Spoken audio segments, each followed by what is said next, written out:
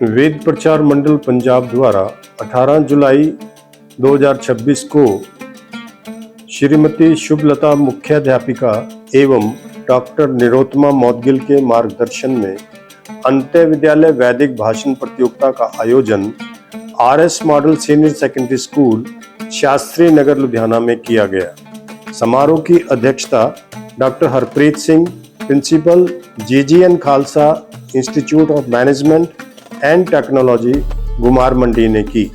समारोह का उद्घाटन मुख्य अतिथि प्रशांत वर्धन, मंडल प्रमुख Punjab National Bank, Ajay Batra, messrs Batra and company, doctor Saroj Agarwal, Agarwal nursing home, principal Poonam Sharma, Shri Harkrishan Public Senior secondary School ने दीप प्रज्वलित करके किया।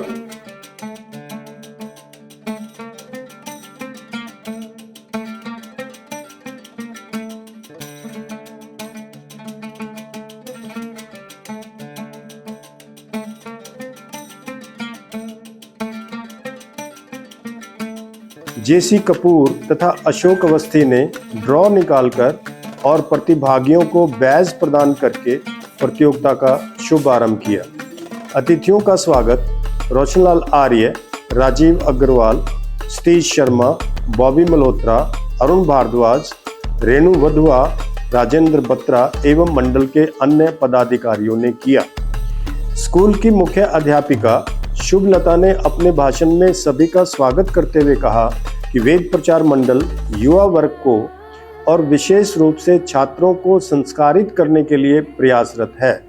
उन्होंने बताया कि इस प्रकार की प्रतियोगिताएं आज समय की आवश्यकता है और अधिक से अधिक होनी चाहिए। इस प्रतियोगिता में 29 विद्यालयों के प्रतिभागियों ने प्रस्तुति दी। छात्रों ने वैदिक संस्कृति के अतिरिक्त वर्तमान में विभिन्न समस्याओं से संबंधित विषयों पर अपने वक्तव्य दिए। Doctor Narendra Sandhu, retired principal Ramgarhia girls college, professor Sarojini Saida, retired associate professor Ramgarhia girls college Phagwara, professor Amarjeet, Mai Bhago college Amargarh ने निर्णायक की भूमिका निभाई। मुख्य अतिथि प्रशांत वर्धन ने अपने संबोधन में कहा कि मंडल द्वारा विषयों का चयन बहुत ही सराहनीय है और छात्रों ने बहुत ही परिश्रम करके अच्छे ढंग से प्रस्तुति दी है। डॉक्टर हरप्रीत सिंह ने अध्यक्ष भाषण में कहा कि वेदों का संदेश छात्रों तक पहुंचाना पुण्य का कार्य है, इससे बच्चे संस्कारित होंगे। हमें प्रतिभागियों द्वारा दिए गए भाषणों में निहित संदेश को अपने जीवन में अपनाना चाहिए। उन्होंने कहा कि वेदों में बताए मार्ग पर चलकर हम मानव जीवन के लक्ष्य अर्थात ईश्वर को प्राप्त कर सकते हैं। सभी अतिथियों को शुभलता, डॉक्टर निरोत्तमा मौदगिल तथा रोशनलाल आर्य ने सत्यार्थ प्रकाश भेंट करके सम्मानित किया।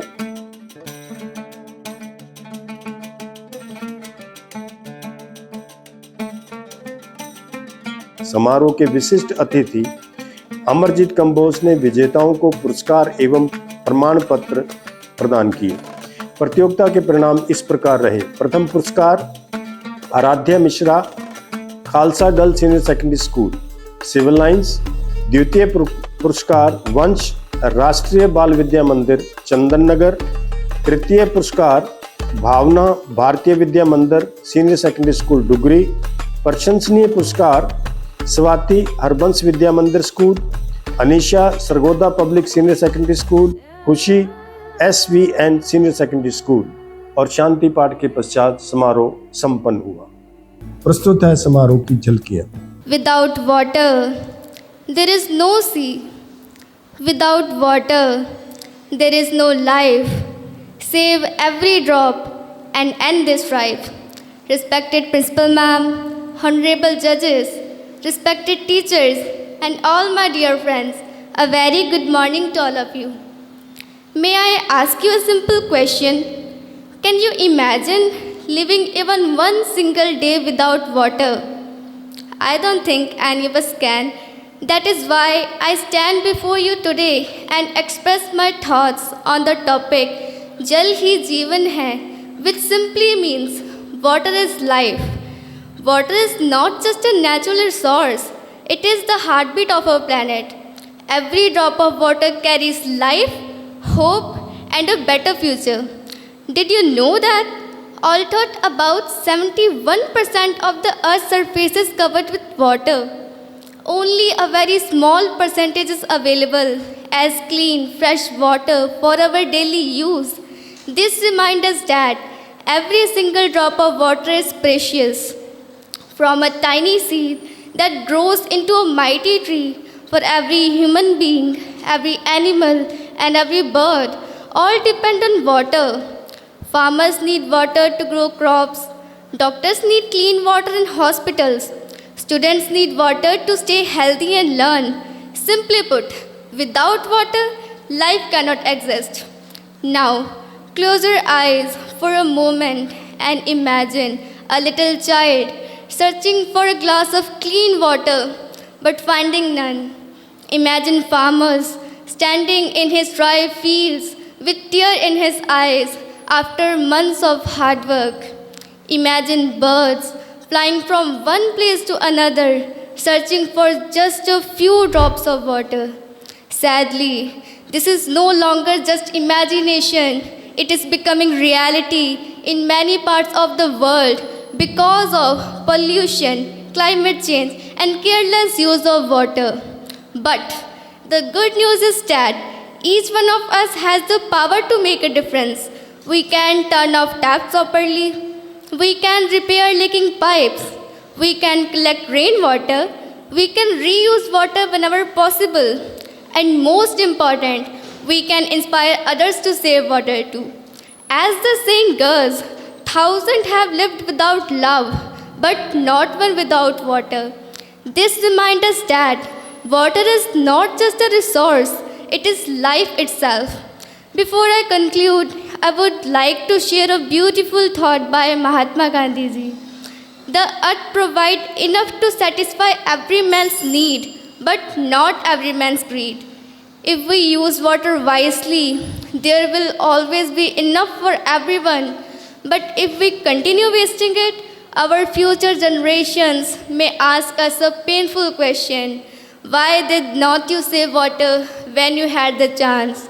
So let us make sure we have never faced that question. So let us all promise together to save water, protect water, and respect water.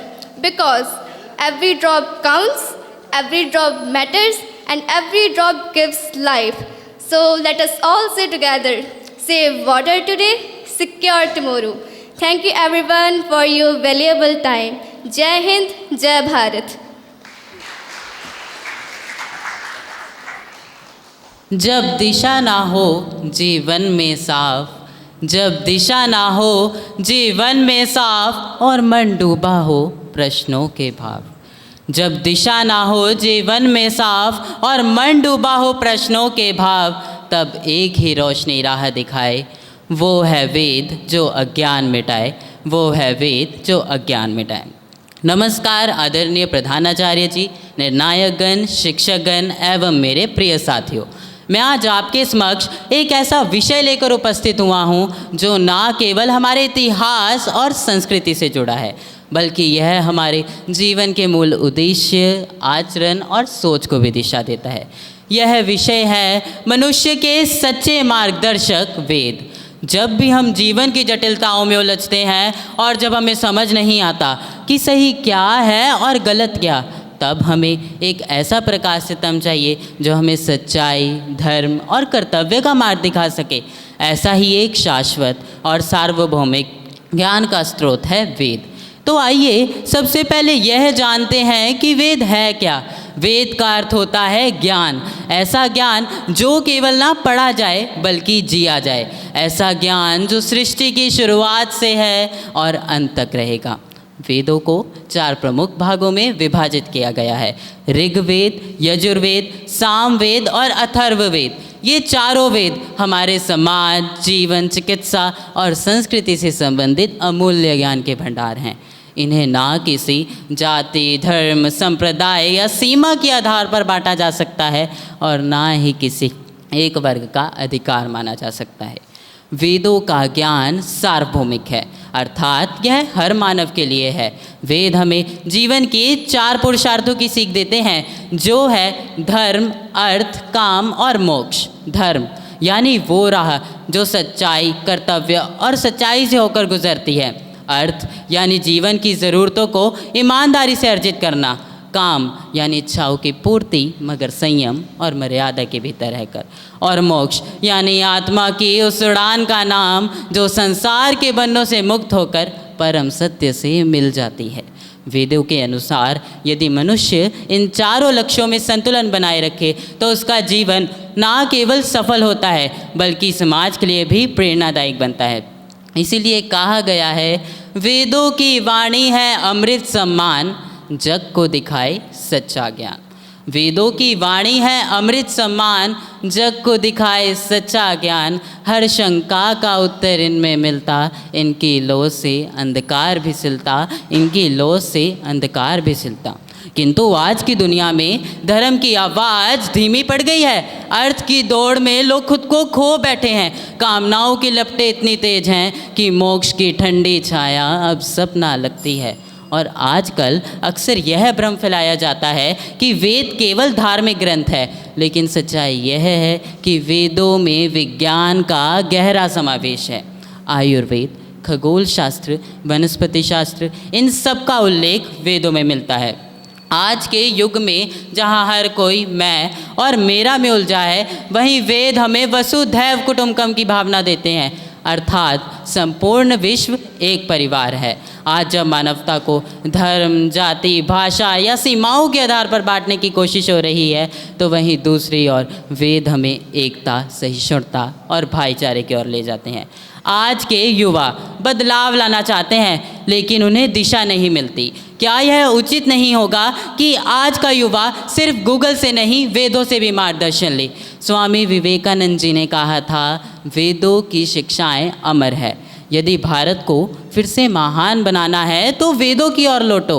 वेद वो है जिनकी गूंज पीढ़ियों से है। जहाँ योग और आयुर्वेद आज दुनिया में फैल रहा है, वहीं उसकी जड़ें वेदों में मिलती हैं। कई लोग सोचते हैं कि वेद पुराने ज़माने की बात है, जिनका आज के डिजिटल युग में कोई स्थान नहीं। लेकिन क्या सच भी कभी पुराना होता है? क्या सूर्य की रोशनी भी कभी बेअसर होती है? आज जब नैतिकता गिर रही है, दिखावा बढ़ रहा है और आत्मा से ज़्यादा सेल्फी प्यारी लगती है, तब वेद हमें पुकारते हैं, अपने भीतर झांको, वही सत्य है। जो वेदों को समझ ले वह खुद को समझ लेता है, और जो खुद को जान ले वह संसार को जीत लेता है। अंत में मैं बस इतना ही कहना चाहूँगा कि ध्यान बिखरा है, मन भटका है। हर कोई खुद से ही अटका है। ध्यान बिखरा है, मन भटका है, हर कोई खुद से ही अटका है। वेदों की राह पकड़ लो प्यारे, हर उत्तर वहीं सटका है, हर उत्तर वहीं सटका है। धन्यवाद।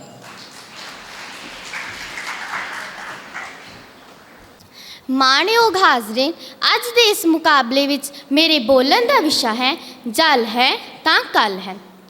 ਪਾਣੀ ਸਾਡੇ ਜੀਵਨ ਦਾ ਆਧਾਰ ਹੈ। ਪਾਣੀ ਤੋਂ ਬਿਨਾ ਸਾਡਾ ਜੀਵਨ ਸੰਭਵ ਨਹੀਂ ਹੈ। ਮਨੁੱਖ ਨੇ ਬਹੁਤ ਤਰੱਕੀ ਕੀਤੀ ਹੈ। ਹਰ ਕੋਈ ਬਦਲਾਵ ਚਾਹੁੰਦਾ ਹੈ, ਤਰੱਕੀ ਕਰਨਾ ਚਾਹੁੰਦਾ ਹੈ, ਪਰ ਜੇਕਰ ਉਹ ਤਰੱਕੀ ਸਾਡੇ ਕੁਦਰਤੀ ਸੋਮਿਆਂ ਦੀ ਛੇੜਛਾੜ ਨਾਲ ਕੀਤੀ ਜਾਵੇ ਤਾਂ ਉਸ ਤਰੱਕੀ ਦਾ ਕੋਈ ਫਾਇਦਾ ਨਹੀਂ। ਜੇਕਰ ਮੈਂ ਆਪਣੇ ਵਿਸ਼ੇ ਦੀ ਗੱਲ ਕਰਾਂ ਤਾਂ ਪਾਣੀ ਧਰਤੀ ਦੀ ਕੁੱਲ ਸਤ੍ਹਾ ਦਾ 74% ਹੈ।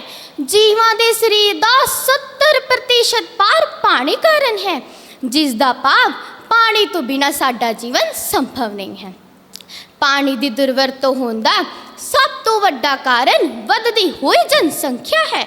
ਜਿੰਨੀ ਜ਼ਿਆਦਾ ਜਨਸੰਖਿਆ ਵਿੱਚ ਵਾਧਾ ਹੋਵੇਗਾ, ਵਰਤੀਆਂ ਜਾਣ ਵਾਲੀਆਂ ਵਸਤੂਆਂ ਜਿਵੇਂ ਸਾਬਣ, ਡਿਟਰਜੈਂਟ, ਰਸੋਈ ਘਰ ਦੀ ਰਹਿੰਦ ਖੂੰਹਦ, ਵਾਸ਼ਿੰਗ ਪਾਊਡਰ ਆਦਿ ਪਾਣੀ ਵਿੱਚ ਮਿਲ ਕੇ ਪਾਣੀ ਨੂੰ ਦੂਸ਼ਿਤ ਕਰਨਗੇ। ਇਸੇ ਤਰ੍ਹਾਂ ਖੇਤੀਬਾੜੀ ਵਿੱਚ ਸਿੰਚਾਈ ਲਈ ਪਾਣੀ ਦੀ ਬਹੁਤ ਜ਼ਰੂਰਤ ਹੈ, ਪਰ ਅੱਜ ਕੱਲ੍ਹ ਦੇ ਕਿਸਾਨ ਆਪਣੀ ਫਸਲਾਂ ਦੀ ਉਪਜ ਵਧਾਉਣ ਲਈ ਖੇਤਾਂ ਵਿੱਚ ਕੀਟਨਾਸ਼ਕ ਦਵਾਈਆਂ ਦਾ ਸਪਰੇਅ ਕਰਕੇ ਪਾਣੀ ਨੂੰ ਦੂਸ਼ਿਤ ਕਰਦੇ ਹਨ। ਫੈਕਟਰੀਆਂ ਵਿੱਚ ਚੱਲ ਰਹੇ ਉਦਯੋਗਾਂ ਵਿੱਚ ਕਈ ਪ੍ਰਕਾਰ ਦੇ ਰਸਾਇਣ ਅਤੇ ਤੇਜ਼ਾਬਾਂ ਨਾਲ ਪਾਣੀ ਵਿੱਚ ਜ਼ਹਿਰੀਲਾਪਨ ਵੱਧਦਾ ਹੈ। ਜੋ ਵੀ ਜੀਵ ਇਸ ਪਾਣੀ ਦੀ ਵਰਤੋਂ ਕਰਦੇ ਹਨ, ਉਹਨਾਂ ਤੇ ਜ਼ਹਿਰੀਲਾ ਪ੍ਰਭਾਵ ਪੈਂਦਾ ਹੈ। ਸਾਡੇ ਲੁਧਿਆਣੇ ਸ਼ਹਿਰ ਵਿੱਚ ਬੁੱਢਾ ਨਾਲਾ ਇਸ ਦੀ ਉਦਾਹਰਣ ਹੈ।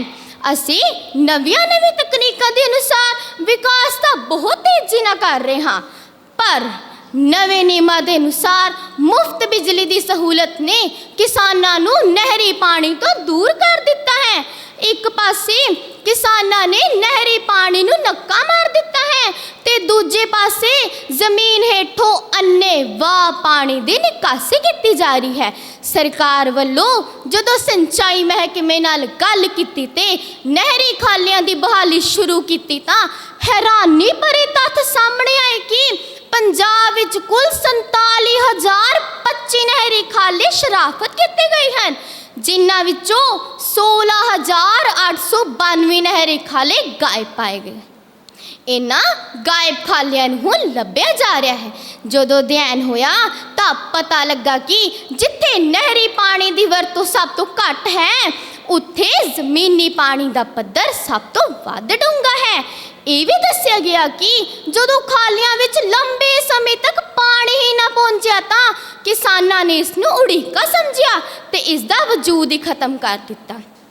ਮੁੱਖ ਮੰਤਰੀ ਭਗਵੰਤ ਮਾਨ ਨੇ ਜਿਸ ਤਰ੍ਹਾਂ ਔਰਤਾਂ ਨੂੰ 1,000-1,500 ਰੁਪਏ ਦੇ ਕੇ ਆਪਣਾ ਵਾਅਦਾ ਪੂਰਾ ਕੀਤਾ ਹੈ, ਉਸੇ ਤਰ੍ਹਾਂ ਮਾਨ ਸਰਕਾਰ ਨੇ ਕਿਸਾਨਾਂ ਨਾਲ ਵਾਅਦਾ ਕੀਤਾ ਸੀ ਕਿ ਉਹ ਹਰੇਕ ਖੇਤ ਤੱਕ ਪਾਣੀ ਪੁੱਜਦਾ ਕਰਨਗੇ। ਇਸ ਤੋਂ ਇਲਾਵਾ ਪਤਾ ਲੱਗਾ ਕਿ ਕੇਂਦਰ ਸਰਕਾਰ ਨੇ ਪ੍ਰੋਜੈਕਟ ਲਈ 477 ਕਰੋੜ ਰੁਪਏ ਦੀ ਰਾਸ਼ੀ ਨਾਲ ਨਹਿਰੀ ਖਾਲਿਆਂ ਦਾ ਮੂੰਹ ਮੱਥਾ ਸਵਾਰਿਆ ਹੈ। ਇਸ ਤੋਂ ਇਲਾਵਾ ਮੈਂ ਇਹ ਵੀ ਦੱਸਣਾ ਚਾਹਾਂਗੀ ਕਿ ਪਾਣੀ ਨੂੰ ਪ੍ਰਦੂਸ਼ਿਤ ਕਰਨ ਵਾਲੇ ਪਲਾਸਟਿਕ ਦੇ ਲਿਫਾਫੇ ਅਤੇ ਬੋਤਲਾਂ ਕਈ ਵਾਰੀ ਬੰਦ ਹੋਣ ਦੇ ਹੁਕਮ ਹੋਏ ਹਨ, ਪਰ ਅਜੇ ਤੱਕ ਪੰਜਾਬ ਵਿੱਚ ਖੁੱਲ੍ਹੇਆਮ ਪਲਾਸਟਿਕ ਦੇ ਲਿਫਾਫਿਆਂ ਦੀ ਵਰਤੋਂ ਕੀਤੀ ਜਾ ਰਹੀ ਹੈ। ਅੱਜ ਜੇਕਰ ਆਪਾਂ ਇਹਨਾਂ ਗੱਲਾਂ ਵੱਲ ਧਿਆਨ ਹੀ ਨਾ ਦਿੱਤਾ ਤਾਂ ਉਹ ਸਮਾਂ ਦੂਰ ਨਹੀਂ ਜਦ ਸਾਡੀ ਹਾਲਤ ਵੀ ਦੱਖਣੀ ਅਫਰੀਕਾ ਦੀ ਰਾਜਧਾਨੀ ਕੇਪ ਟਾਊਨ ਵਰਗੀ ਹੋ ਜਾਵੇਗੀ, ਜੋ ਦੁਨੀਆ ਦਾ ਪਹਿਲਾ ਪਾਣੀ ਰਹਿਤ ਸ਼ਹਿਰ ਘੋਸ਼ਿਤ ਕੀਤਾ ਗਿਆ ਹੈ। ਉੱਥੇ ਨਹਾਉਣ ਦੀ ਮਨਾਹੀ ਹੈ।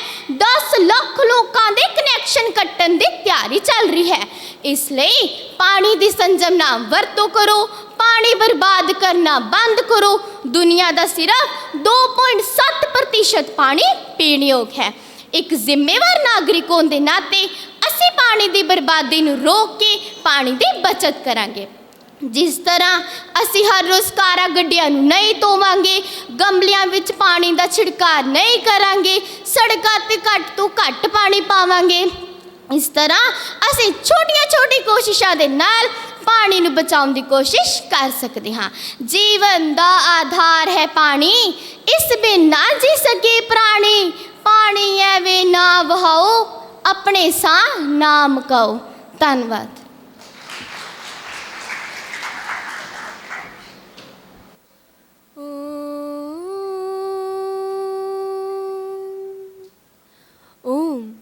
ओम केवल एक शब्द नहीं, जीवन का आधार है। ओम केवल एक ध्वनि नहीं, आत्मा का साधार है। जिसने ओम को समझकर अपने हृदय में बसाया है, उसी ने परमात्मा को साकार रूप में पाया है। आदरणीय अध्यक्ष महोदय, निर्णायक मंडल, माननीय गुरुजन और मेरे प्यारे साथियों, आप सभी को मेरा सादर प्रणाम। आज मुझे जिस विषय पर अपने विचार प्रस्तुत करने का सौभाग्य प्राप्त हुआ है, वह केवल एक शब्द नहीं बल्कि इस संपूर्ण सृष्टि का आधार है। वह है परमात्मा का निज नाम ओम। कल्पना कीजिए, यदि इस संसार में प्रत्येक वस्तु का एक नाम है, तो क्या इस संपूर्ण सृष्टि के रचयिता का भी कोई ऐसा नाम होगा जो सबसे पवित्र, सबसे निर्मल और सबसे व्यापक हो? जी हाँ, वह नाम ओम है। वैदिक ज्ञान हमें बताता है कि ओम ही परमात्मा का निज नाम है। महोदय, अब आप बताइए, ओम क्या है? यह जानना सर्वप्रथम आवश्यक है। यह केवल एक शब्द नहीं बल्कि इस संपूर्ण सृष्टि का मूल स्वर, एक दिव्य ध्वनि और परमात्मा का सर्वोच्च नाम माना गया है। वेदों में भी ओम को परम पवित्र और मंगलकारी कहा गया है। यह पवित्र शब्द ओम 3 अक्षरों अ, उ और म से मिलकर बने हैं। अ सृष्टि की उत्पत्ति यानी ब्रह्म जो हमारी नाभि को प्रभावित करता है। उ पालन यानी विष्णु जो हमारे हृदय क्षेत्र को प्रभावित करता है। और अंत में म संहार जिसका प्रतीक शिव है, जिसका उच्चारण हमारे मस्तिष्क में एक कंपन उत्पन्न करता है। इससे यह सिद्ध होता है कि ओम वह शब्द है जिसके उच्चारण से हमारा मन शांत होता है, बुद्धि निर्मल होती है और आत्मा को एक दिव्य शक्ति का अनुभव होता है। अक्षर नहीं, यह अनंत का एहसास है।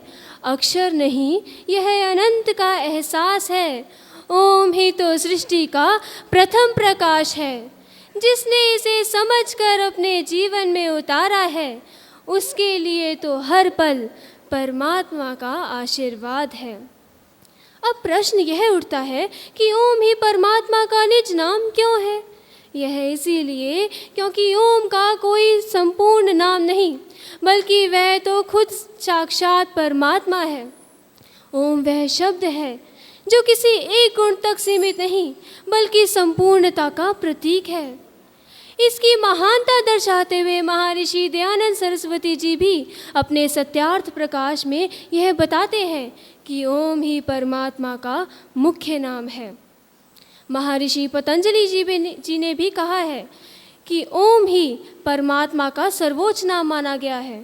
तस्य वाचके प्रणवय, अर्थात परमात्मा का वाचक नाम ओम ही है। आज के आधुनिक और भागदौड़ भरे युग में ओम का महत्व केवल धार्मिक या आध्यात्मिक नहीं, बल्कि शारीरिक और मानसिक स्तर पर भी बढ़ चुका है। वैज्ञानिक आज मानते हैं कि ब्रह्मांड में जो अनहद नाद गूंज रहा है, वह कुछ और नहीं बल्कि ओम की ही ध्वनि है। ओम हमें संदेश देता है कि हमारी बाहरी प्रगति तभी तक सार्थक है जब हमारे मन में भी शांति, प्रेम और सदाचार का प्रकाश है। तो आइए आज हम यह प्रण करते हैं कि हम अपने जीवन में शांति, प्रेम और मानवता के मार्ग पर चलेंगे तथा उस परम पिता परमेश्वर के पवित्र नाम ओम का स्मरण करेंगे। सब नामों का मूल है, सबका आदि अंत। सब नामों का मूल है, सबका आदि अंत। जिसके सुमिरन मात्र से मिटते कष्ट अनंत। यही तो वह नाम है ओम, अनंत अनंत अनंत। धन्यवाद। कृषक बीज बोता है जैसा, नियत समय फल पाता वैसा। संस्कार हो जिसका जैसा, कर्म फल उसको वैसा। आदरणीय सभापति महोदय, निर्णायक गण, अध्यापक गण और मेरे प्यारे साथियों, इन पंक्तियों से आप समझ ही गए होंगे कि आज इस अंतः विद्यालय भाषण प्रतियोगिता में मेरे बोलने का विषय क्या है। जी हाँ, मेरे बोलने का विषय है जैसा करोगे वैसा भरोगे। यो यथा कुरुते कर्म स तथा फल श्रुति, अर्थात जो जैसा कर्म करता है उसको वैसा ही फल भुगतना पड़ता है। कर्म सदा धर्म से श्रेष्ठ है। धर्म करके ईश्वर से मांगना पड़ता है, जबकि अच्छे कर्मों का फल ईश्वर स्वयं देते हैं। हानि हुई है तो भविष्य में लाभ भी होगा, और यदि छल हुआ है तो आगे चलकर उसका हिसाब भी होगा। कर्म करना बीज बोने के समान है। जैसा बीज होता है वैसा ही पेड़ और वैसे ही उसके फल होते हैं। एक कहावत है, बोया पेड़ बबूल का तो आम कहाँ से पाए। अर्थात प्रत्येक मनुष्य अपने कर्मों के अनुसार ही फल प्राप्त करता है। आज हम सब जानते हैं कि भगवान की मर्जी के बिना तो एक पत्ता भी नहीं हिलता, तो फिर भगवान हम सबसे अच्छे कर्म क्यों नहीं कराते? हमसे बुरे कार्य क्यों होते हैं? क्या बुरे कर्म करने में भगवान का दोष है? ना ना, यदि ऐसा सोचेंगे तो हम अपने आप में कभी सुधार करेंगे ही नहीं। तो फिर ऐसा क्यों होता है कि एक गरीब पैदा होता है, एक अमीर, एक सुंदर, एक कुरूप, एक विद्वान और एक मूर्ख? ऐसा क्यों होता है? क्योंकि कर्म प्रधान विश्व रचिरा का, जो जस करे सो तस फल चाखा। अर्थात भगवान ने कर्म का विधान बनाया हुआ है, जो जैसा कर्म करता है उसका वैसा ही फल भुगतना पड़ता है। मान लीजिए यदि एक जज मुजरिम को सजा देता है और मुजरिम जज को ही गलत कहे, यह तो ठीक नहीं ना, क्योंकि जज ने तो मुजरिम को उसके कर्मों के अनुसार ही सजा दी। प्रकृति का भी अटल नियम है, जैसा करोगे वैसा भरोगे। हम जो आज हवा में सांस लेते हैं, भोजन खाते हैं, यह सब हमें प्रकृति द्वारा ही मिले हैं। इसलिए हमें अपने प्रकृति के साथ खिलवाड़ नहीं करना चाहिए। यदि अगर आज हम अपनी प्रकृति के साथ खिलवाड़ करेंगे तो उसका हमें फल भी भुगतना पड़ेगा। आज जो खेल खेल रहा है वो कल उसी खेल में फंसेगा। कर्म का नियम भी इसी तरह काम करता है। इसलिए हमें अपने कर्मों और विचारों के प्रति सचेत रहना चाहिए। अधिकांश लोग अपने कर्मों और विचारों के प्रति सचेत नहीं रहते, इसलिए उन्हें आगे चलकर अपने जीवन में कष्ट उठाने पड़ते हैं। जिंदगी में जीवन में जैसा करोगे वैसा पाओगे। अगर अच्छा करोगे तो ही सुकून पाओगे। अगर दुखाओगे दिल किसी का तो दुख खुद भी पाओगे। जो खोदोगे गड्ढा किसी के लिए तो उसमें खुद भी गिर जाओगे। हमारे धर्म और शास्त्रों में कर्म और उसके फलों के सिद्धांत को बहुत विस्तार से समझाया है। कर्म का सिद्धांत बहुत गूढ़ है। हमारे मानव समाज से भी यह सिद्ध हुआ कि जिन समाजों और राज्यों ने कर्म, अच्छे कर्म, परिश्रम, एकता से काम किए वे प्रगति के मार्ग पर अग्रसर हुए, और जिन राज्यों ने भ्रष्टाचार, बेईमानी, दुराचार, अन्याय के साथ दिया वह पिछड़ गए। धन्यवाद। सेवा को जो जीवन में उतार ले, सत्य और सेवा को जो जीवन में उतार ले, ईश्वर स्वयं उसके हृदय में वास करते हैं। आदरणीय न्यायिक मंडल, मंजसी, अतिथिगण एवं मेरे प्रिय साथियों, आप सभी को मेरा सादर नमस्कार। क्या आपने कभी सोचा है यदि ईश्वर वास्तव में सर्वव्यापक है तो उसे केवल एक मूर्ति, एक धर्म और एक स्थान तक क्यों सीमित किया जाता है? हजारों वर्षों पहले हमारे वेदों ने इस प्रश्न का उत्तर दिया। वेद कहते हैं कि ईश्वर सीमाओं में बंधने वाली सत्ता नहीं बल्कि संपूर्ण ब्रह्मांड का आधार है। क्या मैं आपसे पूछूं, क्या ईश्वर मंदिर की मूर्ति में है, मस्जिद की अजान में है? तो वैदिक ऋषि मुस्कुराकर कहते हैं ईश्वर इन सबसे बड़ा है। वह केवल एक स्थान, किसी धर्म में नहीं बल्कि संपूर्ण मानवता का ईश्वर है। वह एक है, निरंकार है, सर्वव्यापक है और सर्वशक्तिमान है। उसे आंखों से नहीं बल्कि ज्ञान और सत्य और हिंसा से माना जाता है। अर्थात यह भी कहा जाता है एको देवम सर्वभूतेषु गुणम, अर्थात एक ही परमेश्वर जो सब प्राणियों में सूक्ष्म रूप से विद्यमान है। इसलिए हर व्यक्ति को कर्मों के हिसाब से ही फल मिलता है। आज मनुष्य ने विज्ञान के माध्यम से आंतरिक तक पहुंच तो बना ली है, परंतु शांति की खोज आज भी जारी है। वैदिक प्रगति केवल बाहरी संसार को जीतने में नहीं बल्कि अहंकार, देह पर विजय पाने में है। अंत में मैं आपसे इतना ही कहना चाहूंगी, ईश्वर को खोजने के लिए केवल आंखें नहीं, एक जागृत चेतना चाहिए। वेदों का ईश्वर ज्ञान, सत्य और हिंसा में बसते हैं। अंत में अपनी वाणी को विराम देते हुए कहती हूँ, जो सब में है, सबका है और सबके लिए है। जो सब में है, सबका है और सबके लिए है, वही है वैदिक ईश्वर। धन्यवाद। आदरणीय जज साहिबान, अध्यापकगण एवं मेरे प्यारे श्रोतागण, सादर प्रणाम। आज मैं आपके सामने जिस विषय पर चर्चा करने जा रही हूँ वह विषय है जलम एवं जीवन, अर्थात जल ही जीवन है। जहाँ जल है वहीं जीवन है। पूरे ब्रह्मांड में सिर्फ पृथ्वी पर ही तरल अवस्था में जल पाया जाता है। प्रकृति ने हमें 5 तत्व जल, वायु, अग्नि, पृथ्वी और आकाश दिए हैं, तो हमें प्रकृति द्वारा दिए गए इन तत्वों का सम्मान करना चाहिए। मनुष्य, जानवरों, पेड़ पौधों सभी के जीवन में जल का उपयोग होता है। तो सरल शब्दों में हम ये कह सकते हैं कि जल के बिना कोई भी जीवन असंभव है।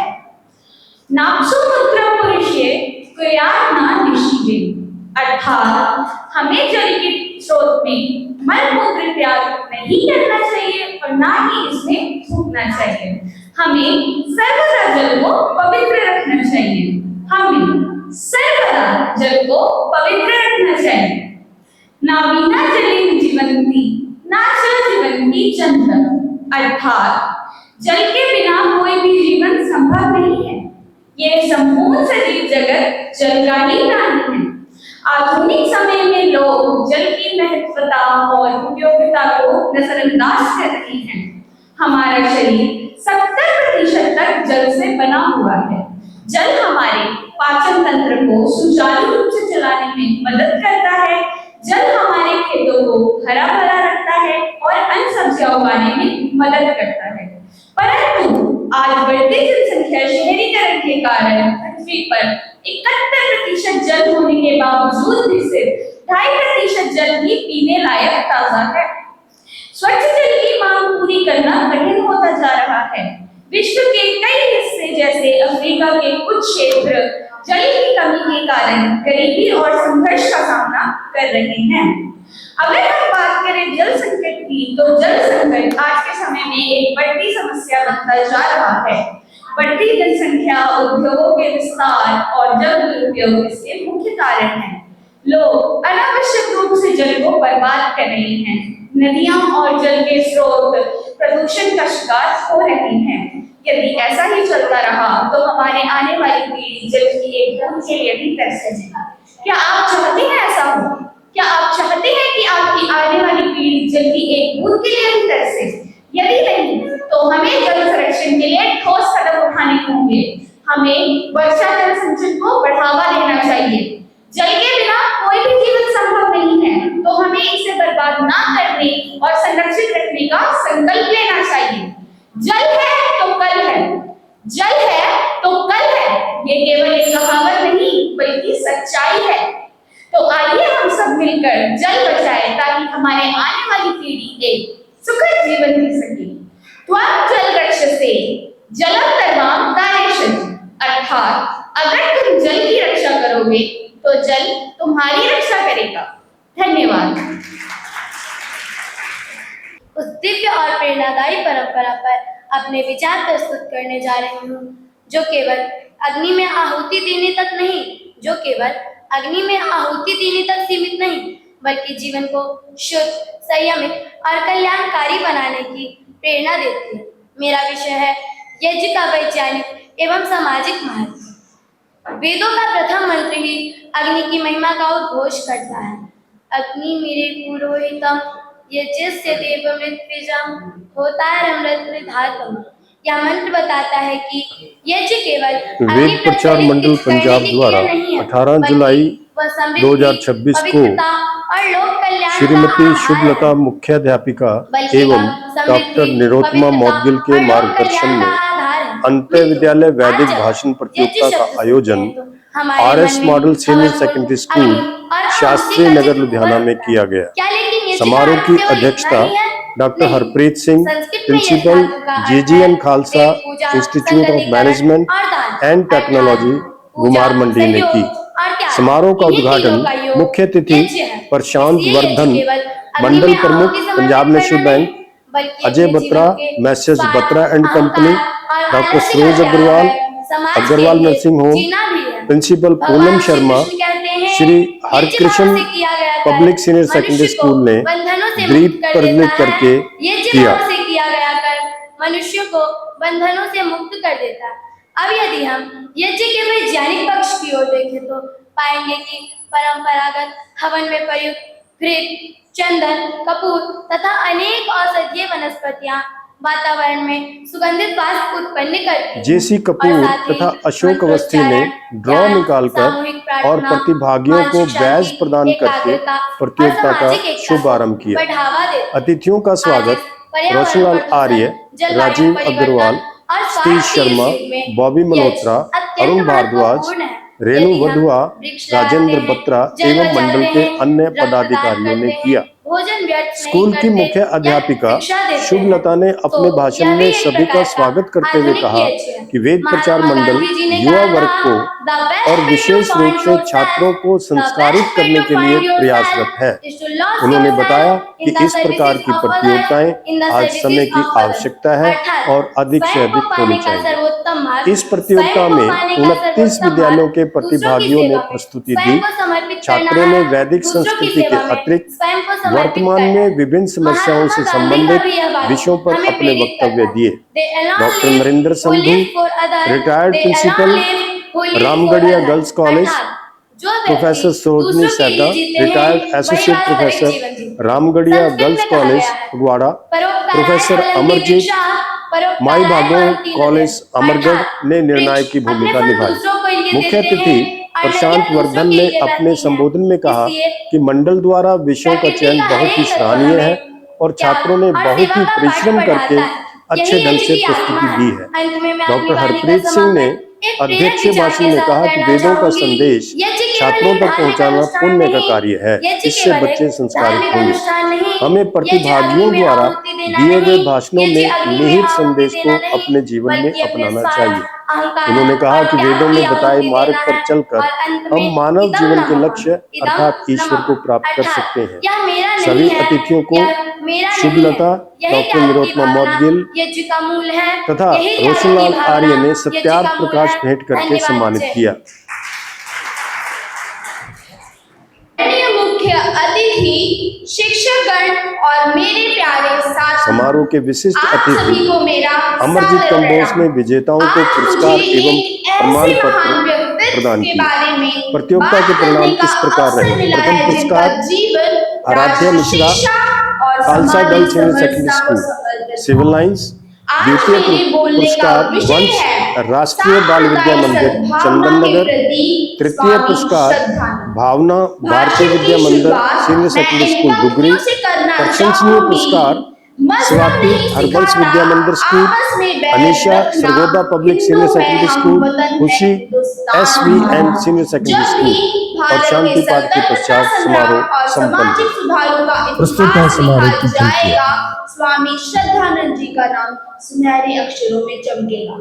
स्वामी जी, जिनका मूल नाम महात्मा मुंशीराम था, केवल आर्य समाज के एक सन्यासी ही नहीं थे, बल्कि वह देश में एकता और आपसी भाईचारे की जीती जागती मिसाल थे।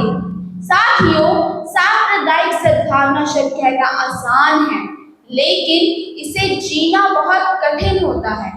स्वामी श्रद्धानंद जी ने इसे जी कर दिखाया। साल 1919 का मुद्दा याद कीजिए, जब रॉलेट एक्ट के खिलाफ सारा देश उबल रहा था। हिंदू और मुस्लिम कंधे से कंधा मिलाकर ब्रिटिश हुकूमत के खिलाफ लड़ रहे थे। उसी समय दिल्ली की ऐतिहासिक जामा मस्जिद के बंद से एक गेरुआ वस्त्रधारी सन्यासी ने भाषण दिया था। वह सन्यासी कोई और नहीं, स्वामी श्रद्धानंद थे। उन्होंने उस मंच से वेद मंत्रों का उच्चारण किया और देश की एकता का शंखनाद किया। इतिहास में यह पहली और शायद इकलौती ऐसी घटना थी जिसने ब्रिटिश हुकूमत की फूट डालो और राज करो की नीति की जड़ें हिला दी थी। इसी एकता को रेखांकित करते हुए किसी कवि ने कहा है, अलग अलग है भाषाएं पर भाव हमारा एक है, मजहब भले ही भिन्न हो पर देश हमारा एक है। महात्मा गांधी ने भी सांप्रदायिक एकता पर कुछ पंक्तियां कही हैं। क्रोध को अहिंसा से, असत्य को सत्य से और आपसी मतभेदों को प्रेम से ही जीता जा सकता है। स्वामी जी का जीवन इसी प्रेम और साहस का प्रतीक था। स्वामी जी का मानना था कि देश में एकता तभी आ सकती है जब लोग शिक्षित और अंधविश्वासों से दूर होंगे। उन्होंने इसी सोच के साथ गुरुकुल कांगड़ी की स्थापना की। उनका मानना था कि देश में एकता तभी आ सकती है जब लोग शिक्षित हों। उन्होंने अछूत उद्दार और महिला शिक्षा के लिए अनुकरणीय कार्य किए। आज जब हम 21वीं सदी में जी रहे हैं, समाज में कभी कभी जाति और धर्म के नाम पर दूरियां देखने को मिलती हैं। ऐसे समय में स्वामी श्रद्धानंद जी के विचार और उनका जीवन हमारे लिए मार्गदर्शक की तरह है। सांप्रदायिक सद्भावना कोई राजनीतिक नारा नहीं, यह हमारे देश की आत्मा है। भारत एक सुंदर गुलदस्ता है और इसकी खूबसूरती इसके हर रंग के फूल में है। अंत में मैं यही कहना चाहूंगी, स्वामी श्रद्धानंद जी को सच्ची श्रद्धांजलि यही होगी कि हम देश में नफरत की दीवारों को गिराकर प्रेम और सौहार्द का पुल बनाएं। आइए हम सब मिलकर एक ऐसे भारत का निर्माण करें जहां देश का हर नागरिक बिना किसी भेदभाव के सम्मानित और सुरक्षित महसूस करे। मैं अपने विचार को इसी के साथ समाप्त करूंगी। ना तेरा है ना मेरा है, यह हिंदुस्तान सबका है। नहीं समझी गई यह बात तो नुकसान सबका है। धन्यवाद। जय हिंद, जय भारत। तो गार यह कबीर जैसे तैसे वैसे रहे उसके कबीर के विचार। आदरणीय प्रधानाचार्य जी, शिक्षकगण और मेरे प्रिय साथियों, आप सभी को मेरा सुप्रभात। मैं आज एक बहुत ही महत्वपूर्ण विषय जैसा करोगे वैसा भरोगे विचार साझा करने जा रहा हूँ। जितनी छोटी लगती है, असल जिंदगी में इसका गहरा और अटल सत्य है। यदि हम किसी के साथ अच्छा करेंगे तो आज नहीं तो कल हमारे साथ भी अच्छा ही होगा। इसके विपरीत यदि हम किसी को दुख पहुंचाते या कष्ट करते हैं तो आज नहीं तो कल हमें उन्हीं परिस्थितियों का सामना करना पड़ता है। यदि हम किसी के साथ यह अच्छा नहीं करेंगे तो आज नहीं तो कल भगवान हमें उन्हीं परिस्थितियों का सामना करना पड़ेगा। हमें हमारे जो विचार हैं हमारे कल का भविष्य तय करते हैं। मैं यही कहता हूँ कि जो हमारे विचार हैं हमें हमेशा अच्छे कर्म करते रहने चाहिए। हमारे जो कर्म है वह हमारे कल का भविष्य तय करते हैं। एक किसान अपने खेत में बीज बोता है तो उसको उसी प्रकार की फसल प्राप्त होती है। यदि वह गेहूं के बीज बोता है तो उसे गेहूं की फसल मिलेगी, ना कि चावल की। ठीक उसी प्रकार मानव का ईमानदारी और सत्य के अगर बीज बोता है तो भविष्य में उसे समानता और अधिकार प्राप्त होते हैं। वहीं दूसरी ओर कई मनुष्य बुरे कर्म, आलस के बुरे कर्मों के बीज बोते हैं तो जिंदगी में उन्हें भविष्य में अपने कर्मों का सामना करना पड़ता है। विद्यार्थी जीवन में यह बात हमेशा महत्वपूर्ण कहावत रही है, जैसी करनी वैसी भरनी। नियमित रूप से जो विद्यार्थी अपने कार्य करते हैं, समय पर कार्य करते हैं और मेहनत करते हैं, वही अपने मुकाम पर पहुंच पाते हैं। जो विद्यार्थी समय को व्यर्थ करते हैं और अपने मेहनत से बचते हैं वह जिंदगी में हमेशा हार जाते हैं। मैं आज आपके सामने ये कहना चाहता हूँ कि हमारे जो इतिहास और समाज में जीते जाते उदाहरण हैं, जैसे महात्मा गांधी जी। महात्मा गांधी जी ने सत्य और अहिंसा के मार्ग को अपनाया। आज पूरी दुनिया उनका सम्मान और आदर करती है। और स्वामी विवेकानंद जी का कहना है कि हम जो आज भी हैं वह हमारे पिछले कर्मों का परिणाम है। हम आज जो कार्य करते हैं दुनिया की नजरों में हम छिपाए नहीं जा सकते, लेकिन हमारे कर्मों का हिसाब हमेशा भगवान के पास सुरक्षित रहता है। इसलिए हमें हमेशा अच्छे कर्म करते रहने चाहिए। और यदि हमारे द्वारा किया गया व्यवहार किसी को कष्ट पहुंचाता है तो आज नहीं तो कल हमें उन्हीं परिस्थितियों का सामना करना पड़ता है। मैं हमेशा ये कहना चाहता हूँ कि हमें हमेशा सत्य बोलना चाहिए और हमेशा ईमानदारी से कार्य करते रहना चाहिए, ताकि संसार में हमारे लिए सम्मान और आदर का भाव उत्पन्न हो।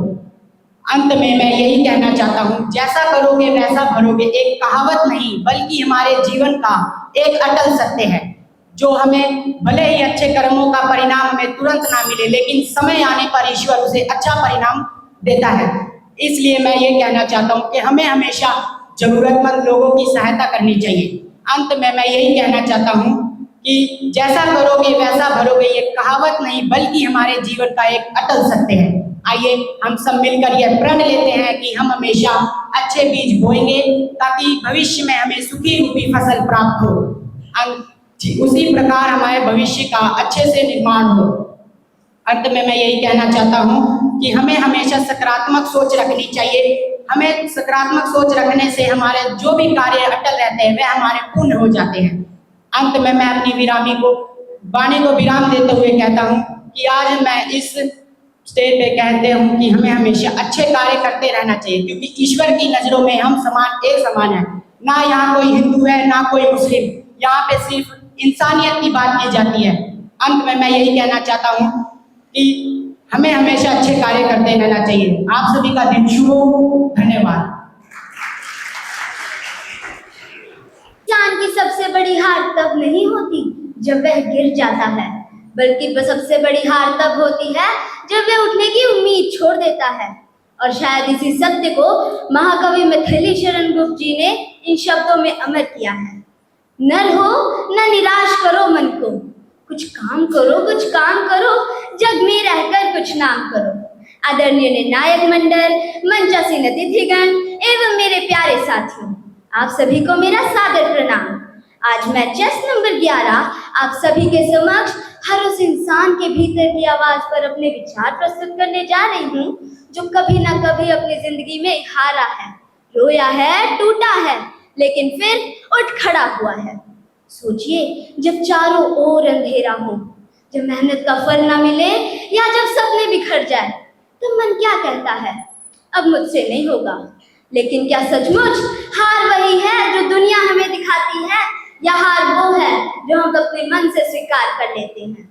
मित्रों, इतिहास गवाह है सफलता कभी आसान रास्तों पर नहीं मिलती। जैसे एपीजे अब्दुल कलाम जी का बचपन आर्थिक कठिनाइयों में बीता। उन्होंने अखबार तक बांटे, लेकिन कभी अपने सपनों के साथ समझौता नहीं किया। यदि वे निराश हो जाते तो आज भारत को उसका मिसाइल मैन और एक प्रेरणादायक राष्ट्रपति कभी ना मिलता।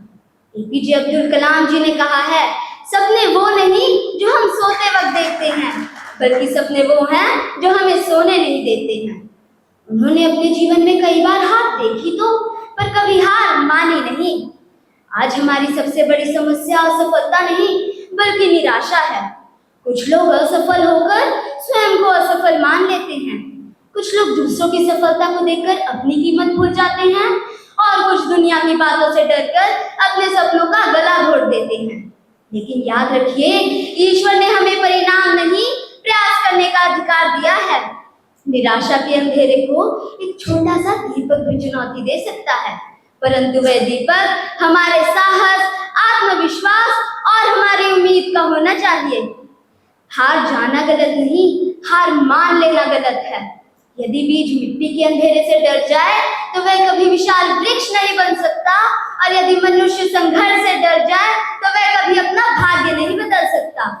मित्रों, आज का भारत युवाओं का भारत है। देश को ऐसे युवा नहीं चाहिए जो परिस्थितियों के सामने झुक जाएं, बल्कि उन्हें ऐसे युवाओं की जरूरत है जो हर तूफान से कह सके, तू अपनी ताकत आजमा ले, मैं अपने हौसले आजमाता हूँ। जिस दिन मनुष्य ने अपने मन से हार मान ली, उसी दिन उसकी हार निश्चित है। लेकिन जिसने उम्मीद को जीवित रखा, उसे दुनिया की कोई ताकत नहीं रोक सकती। स्वामी विवेकानंद जी ने कहा है, उठो, जागो और तब तक मत रुको जब तक लक्ष्य की प्राप्ति न हो जाए। मित्रों, आज का भारत युवाओं का भारत है। हमें किसी भी परिस्थिति के सामने झुकना नहीं चाहिए। यदि हम किसी परिस्थिति के सामने झुक गए तो हमारा मनुष्य कहलाना सही नहीं होगा। अंत में मैं यही कहना चाहूंगी कि जिस दिन आपको लगे कि जीवन आपको परख रहा है, उस दिन बस एक ही बात याद रखिएगा, न हो न निराश करो मन को। धन्यवाद। आपका दिन शुभ हो। आदरणीय प्रधानाचार्य महोदय, महोदया, सम्मानित शिक्षकगण एवं मेरे प्रिय साथियों, आप सभी को मेरा सादर नमस्कार। आज मैं आप सभी के सामने धरा का आधार नारी विषय पर अपने विचार प्रस्तुत करने जा रही हूँ। कहा गया है, बेटी है तो कल है, नारी है तो संसार है, उसका सम्मान हमारा कर्तव्य, यही सच्चा संस्कार है। साथियों, यदि संसार में नारी ना होती तो जीवन की कल्पना भी संभव नहीं होती। नारी केवल एक व्यक्ति नहीं, बल्कि प्रेम, त्याग, ममता, साहस, करुणा और शक्ति का अद्भुत संगम है। वह बेटी बनकर घर में खुशियां लाती है, बहन बनकर स्नेह का बंधन जोड़ती है, पत्नी बनकर जीवन की सच्ची साथी बनती है, और मां बनकर पूरे परिवार को सुरक्षा, प्रेम और संस्कार देती है। इसीलिए सही कहा गया है, धरा का आधार नारी। हमारे देश में नारी को देवी का स्वरूप माना गया है। माँ दुर्गा हमें शक्ति का संदेश देती है। माँ सरस्वती ज्ञान की देवी है और माँ लक्ष्मी समृद्धि का प्रतीक है। यह दर्शाता है कि भारतीय संस्कृति में महिलाओं को सदैव उच्च स्थान दिया गया है। आज की नारी किसी भी क्षेत्र में पुरुषों से पीछे नहीं, चाहे शिक्षा हो, विज्ञान, खेल, सेना, राजनीति, व्यापार और अंतरिक्ष, हर क्षेत्र में महिलाओं ने अपनी प्रतिभा का परिचय दिया है। फिर भी समाज में कई महिलाओं और बेटियों को भेदभाव, अशिक्षा, दहेज, बाल विवाह और हिंसा जैसी समस्याओं का सामना करना पड़ता है। यह केवल महिलाओं की समस्या नहीं, बल्कि पूरे समाज की समस्या है। जब आबादी आगे नहीं बढ़ेगी तो देश भी पूरी गति से प्रगति नहीं कर सकता। आज सरकार भी बेटी बचाओ बेटी पढ़ाओ जैसी योजनाओं के माध्यम से बेटियों को आगे बढ़ाने का प्रयास कर रही है, लेकिन केवल सरकार के प्रयास पर्याप्त नहीं। समाज के प्रत्येक नागरिक की यह जिम्मेदारी है कि वह बेटी सम्मान को अपने जीवन का हिस्सा बनाए। हमें हमेशा याद रखना चाहिए, एक पुरुष शिक्षित होता है तो एक व्यक्ति शिक्षित होता है, लेकिन एक महिला शिक्षित होती है तो पूरा परिवार शिक्षित होता है। यदि हम एक सशक्त भारत का निर्माण करना चाहते हैं तो सबसे पहले हमें महिलाओं को सशक्त बनाना होगा, क्योंकि नारी केवल घर नहीं संभालती बल्कि आने वाली पीढ़ियों का निर्माण भी करती है। उसी के संस्कार ही समाज और राष्ट्र का भविष्य तय करते हैं। अंत में मैं अपनी बात इन पंक्तियों के साथ समाप्त करना चाहूंगी। नारी है सम्मान, नारी है शक्ति, जिस घर में नारी का होता है मान, वहीं बसता है सुख, समृद्धि और सम्मान। आइए हम सभी आज यह संकल्प लें कि हर नारी का सम्मान करेंगे, उसकी शिक्षा और सुरक्षा का समर्थन करेंगे तथा एक समान, सुरक्षित और सशक्त भारत के निर्माण में अपना योगदान देंगे। धन्यवाद। जय Hind. My dear friends, today I am here to speak on the topic Karmanev Adhikar Ayaste Mafaleshu Kadachit. This Sanskrit verse means you have the right to perform your duties, but you do not have right to accept the results of action. These words were spoken by Lord Krishna to Arjun on the battlefield of Kurukshetra. Arjuna was confused, afraid, and unwilling to fight. At that moment, Lord Krishna gave him this powerful advice. He told Arjun to focus on his duty with honesty and dedication without worrying about success or failure. Even today, this message is as meaningful as it was 1,000 years ago. As students, we often become stressed about marks, exam, and competitions. But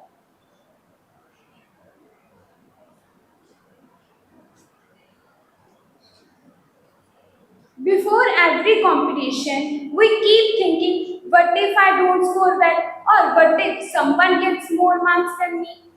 But this verse teaches us something important.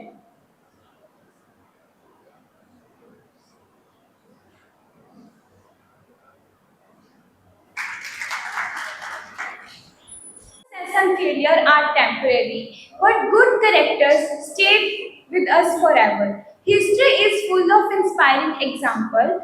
Thomson Edison failed thousands of times before inventing the electric bulb. Instead of giving up, he treated every failure as a lesson. This verse teaches us important life skill expectancy. Sometimes, even after working hard, things may not go as planned. Instead of becoming disappointed, we should learn from our mistakes, improve ourselves, and move forward with courage. Dear friends, life is not about controlling everything. We cannot always control the result, but we can control our effort, our attitude, and our honesty. Let us perform every duty with discipline and dedication. Success will surely come at the right time. Let us Let us make this verse a part of our daily lives. Let us work hard without fear, study with dedication, help others with kindness, respect our teachers and parents, and never give up in difficult times. I would like to conclude my speech with this beautiful thought. Success is not about luck, it is about reward of sincere effort, patience, discipline, and never give up. So, let us always remember the internal message of Bhagavad Gita: do your duty sincerely, give your best, and leave the results to God. Thank you and have a nice day. यहाँ पर उपस्थित सभी अतिथि गणों को मेरा नमस्कार। मैं आज आप सबके सामने एक भाषण प्रस्तुत करना चाहता हूँ जिसका विषय है न रहो ना निराश करो मन को। आशा करता हूँ आप लोग मुझे ध्यानपूर्वक सुनेंगे। न रहो ना निराश करो मन को, इस काव्य पंक्ति का अर्थ है कि तुम न रहो, तुम्हें निराश नहीं होना चाहिए। निराशा तुम्हारे लिए नहीं बनी है, क्योंकि निराशा एक ऐसा अंधकार है जो तुम्हें निकल लेगी। जब भी निराशा के क्षण सामने आए तो अपने मन में विश्वास की ज्योति जलानी चाहिए। इसके विपरीत जिस व्यक्ति ने निराशा को मनमानी करने दी है उसका जीवन एक पहाड़ के समान हो गया है। वह अवश्य ही अपने जीवन में हताश हुआ है। इसीलिए जब भी निराशा के क्षण सामने आए तो उत्साह से कर्म में जुड़ जाना चाहिए, क्योंकि मनुष्य का सबसे बड़ा कर्म ही उसका धर्म है। क्योंकि मनुष्य धर्म ही करता है। कर्म, ये कर्म क्या है? मनुष्य का कार्य। जो मनुष्य यह कार्य कर लेगा तो उसका जीवन सफल हो जाएगा। कर्म करने के दो फल होते हैं, एक तो बुरा समय जल्दी बीतता है और दूसरा कर्म करने का कुछ फल समक्ष आने लगता है। इसीलिए जब भी निराशा आपको सताए तो अपने मन में विश्वास की ज्योति जलानी चाहिए। छिप छिप अश्रु बहाने वालों, मोती व्यर्थ लुटाने वालों, कुछ सपनों के मर जाने से जीवन नहीं मरा करते। सपना क्या है? नयन सेज पर सोया आंखों का पानी, और टूटना है उसको जो जागे कच्ची नींद जवानी। गीली उम्र बनाने वालों, डूबे बिना नहाने वालों, कुछ पानी के बह जाने से सावन नहीं मरा करते। माला बिखर गई तो क्या हुआ, खुद ही हल हो गई समस्या। आंसू गिर नीलाम हुए तो समझो पूरी हुई समस्या। फटी कमीज सिलाने वालों, रूठे दिवस मनाने वालों, कुछ दियों के बुझ जाने से आंगन नहीं मरा करते। सपनों में रख आस्था, कर्म तू किए जा, आलस से ना डर, आलस परित्याग किए जा। फिर देख तेरी किस्मत क्या रंग लाएगी, तुझे तेरी मंजिल मिल जाएगी, मिल जाएगी, मिल जाएगी। कभी कभी हमारे जीवन की सबसे बड़ी समस्या आलस नहीं, कल से होती है। कल से मेहनत करेंगे, कल से पढ़ेंगे, परंतु यही कल हमारी सफलता चुपचाप चुरा लेता है।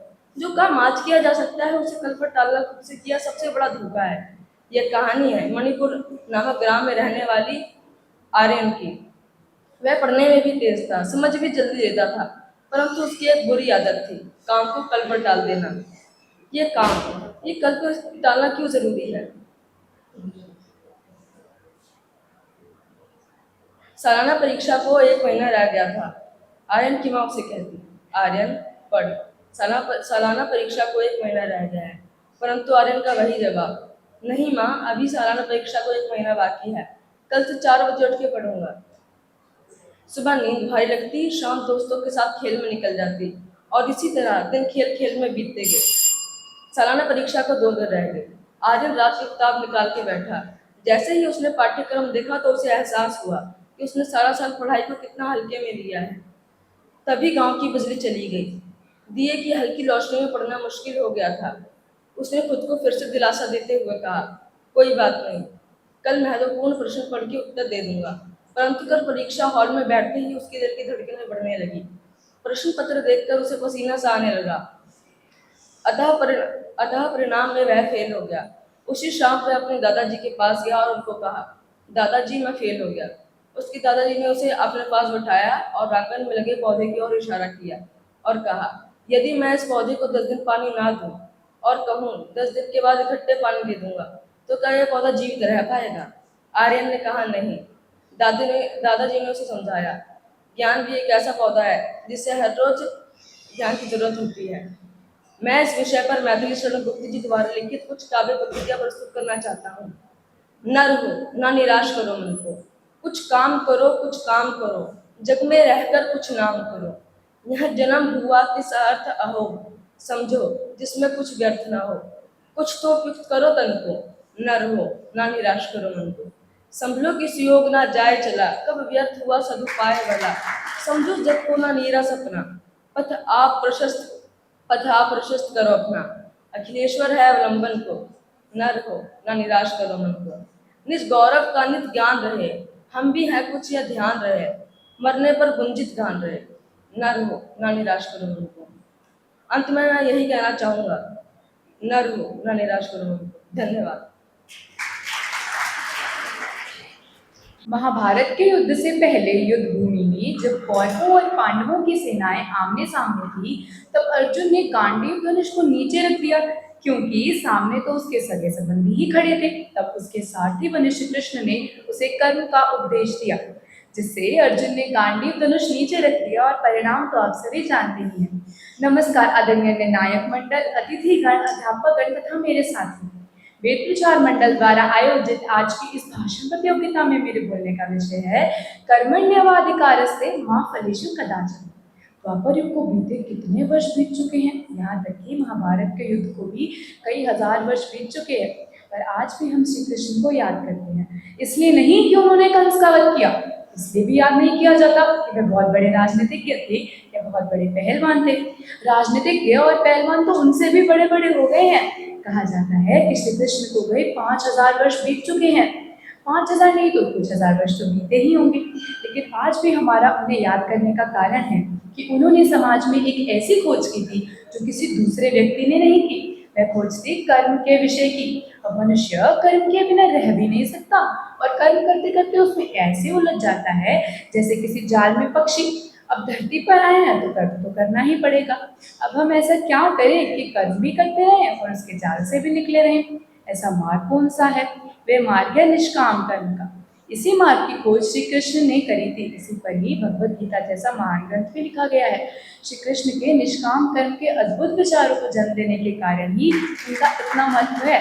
अब ये निष्काम कर्म क्या है जिसकी गीता में इतनी चर्चा है? कर्म तो हम सब करते हैं, परंतु उसमें जान डाल देना विकर्म का काम है। अब विकर्म क्या है? विकर्म का अर्थ बुरा कर्म नहीं, विशेष कर्म है। विशेष कर्म दो तरह का हो सकता है, स्वार्थ से या निस्वार्थ से। निस्वार्थ भाव से किया गया कर्म, दूसरों को हानि न पहुंचाने के लिए किया गया कर्म ही विकर्म है। अपना प्रयोजन, अपना काम भले ही ना बने, परंतु वो किसी को हानि पहुंचाने वाला ना हो, किसी को आहत करने वाला ना हो, वही विकर्म है।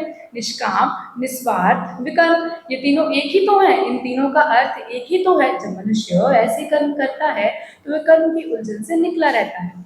अब एक माता अपने बच्चे को थप्पड़ लगाती है, तब भी वह बच्चा अपनी माता के पास ही आता है। कारण माता ने अपने लिए नहीं, पुत्र की भलाई के लिए कार्य किया। पुत्र की भलाई के लिए, पुत्र के स्वार्थ के लिए किया गया कार्य फिर थप्पड़ नहीं रह जाता। जब विकर्म में तन्मयता के साथ निष्काम कर्म किया जाता है, तब ऐसा ही प्रतीत होता है मानो कुछ किया ही ना हो, उसका बोझ हमें महसूस ही नहीं होता। गीता में निष्काम कर्म का यही फॉर्मूला है, यही अनासक्त कर्म है। अब कर्म तो हमें उलझन में डाल भी सकता है, परंतु अनासक्त कर्म ऐसे है जैसे जहर का टुकड़ा अगर हाथ में पकड़ा हो तो वह पूरे शरीर में नहीं चढ़ता, परंतु अगर हाथ में कहीं पे कोई जख्म हो जाए तो उसका जहर पूरे शरीर में फैलने लगता है। एक मनुष्य था, उसके 3 मित्र थे। पहला जिस पर वह अपनी जान देता था, दूसरा जिसे वह समझता था कि मौके पर काम आएगा, तीसरे मित्र की तरफ वह मनुष्य ज्यादा ध्यान नहीं देता था।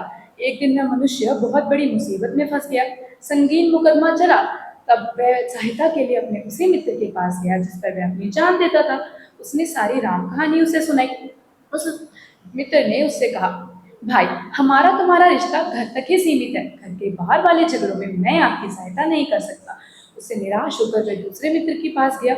उसने कहा, मैं साथ दूंगा, परंतु कचहरी के बाहर तक, उससे अंदर नहीं। उन दोनों से निराश होकर वह अपने तीसरे मित्र के पास गया जिस पर वह ज्यादा ध्यान नहीं देता था।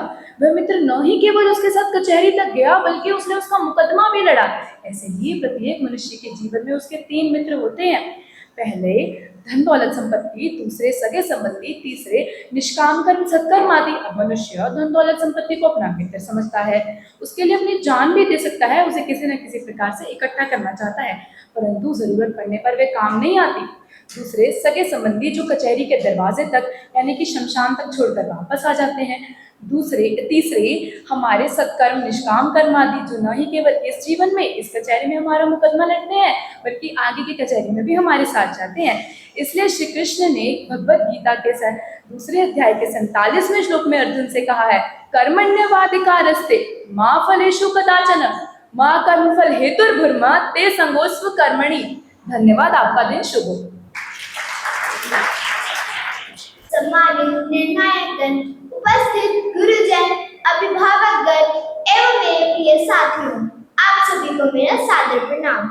आज मैं उस भारत की बात करने आई हूँ जो नक्शे में तो आजाद है, क्या सचमुच वैसा भारत बन पाया है जिसका सपना भगत सिंह ने देखा था। दोस्तों, भगत सिंह का सपना केवल अंग्रेजों को भारत से भगाना नहीं था। अगर केवल सत्ता बदलना ही उनका लक्ष्य होता तो आज वे उस दिव्य और प्रेरणादायी परंपरा पर अपने विचार प्रस्तुत करने जा रही हूँ, जो केवल अग्नि में आहुति देने तक नहीं, जो केवल अग्नि में चिरतरस हो, जहाँ किसान भूखा न सोए, जहाँ मजदूर का पसीना सस्ता ना हो, जहाँ युवा डर कर नहीं सोच कर जिए, जहाँ देशभक्ति केवल नारों में नहीं कर्मों में दिखाई दे। उन्होंने कहा था, क्रांति की तलवार अक्सर विचारों की शान से तेज होती है, यानी असली क्रांति बंदूक से नहीं विचारों से आती है। दोस्तों, जब जलियांवाला बाग हत्याकांड हुआ तब भगत सिंह केवल 12 वर्ष के थे। कहा जाता है उससे रिश्ते मांग गए और खून से सनी मिट्टी अपने साथ घर ले आए। उस दिन एक बच्चे ने खिलौने छोड़ दिए और देश को अपना जीवन दे दिया।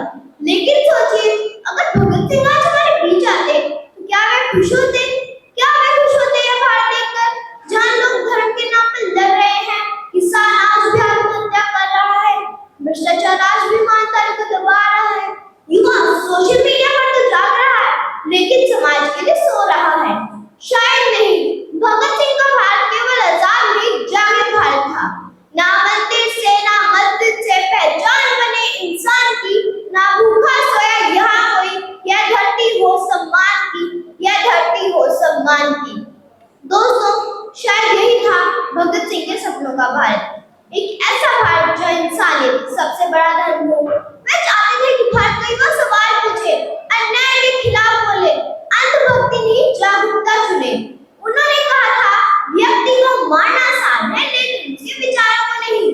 और यही सच है, अंग्रेज भगत सिंह को फांसी दे पाए लेकिन उनके विचारों को मार नहीं पाए। आज भी कोई छात्रा सच के लिए खड़ी होती है, कोई अधिकारी रिश्वत देने से मना करता है, कोई युवा जागरूकता से ऊपर उठकर इंसानियत की बात करता है, कोई नागरिक अपने देश को बेहतर बनाने के लिए ईमानदारी से काम करता है, तब कहीं ना कहीं भगत सिंह मुस्कुरा रहे होते हैं। दोस्तों, भगत सिंह का सपना सोने की चिड़िया वाला भारत नहीं था, उनका सपना सोचने वाला भारत था। एक ऐसा भारत जहाँ किताबें हथियारों से ज्यादा ताकतवर हो, जहाँ संविधान नफरत से बड़ा हो, जहाँ साइंस राजनीति से ऊपर हो। और शायद यही कारण है मैं 23 वर्ष का युवा आज भी करोड़ों दिलों पर राज करता है। मैं अपनी बात इन पंक्तियों के साथ समाप्त करना चाहूंगी। शहीदों की चिताओं पर लगेंगे हर बरस मेले, शहीदों की चिताओं पर लगेंगे हर बरस मेले, वतन पर मिटने वालों का यही बाकी निशान होगा। शायद भगत सिंह आज भी हमसे पूछ रहे हैं, क्या मेरा भारत अब तैयार है? जब ना धर्मों में दीवार रहे, ना मन में कोई अधिकार रहे, जब हर हाथ को सम्मान मिले और सच का ऊंचा नाम रहे, जब कलम अन्याय से लड़ जाएगी, जब युवा सच पर अड़ जाएगा, जब इंसानियत हर दिल में बस जाएगी, तब हंसकर भगत सिंह कह देंगे, हाँ अब मेरा भारत तैयार है।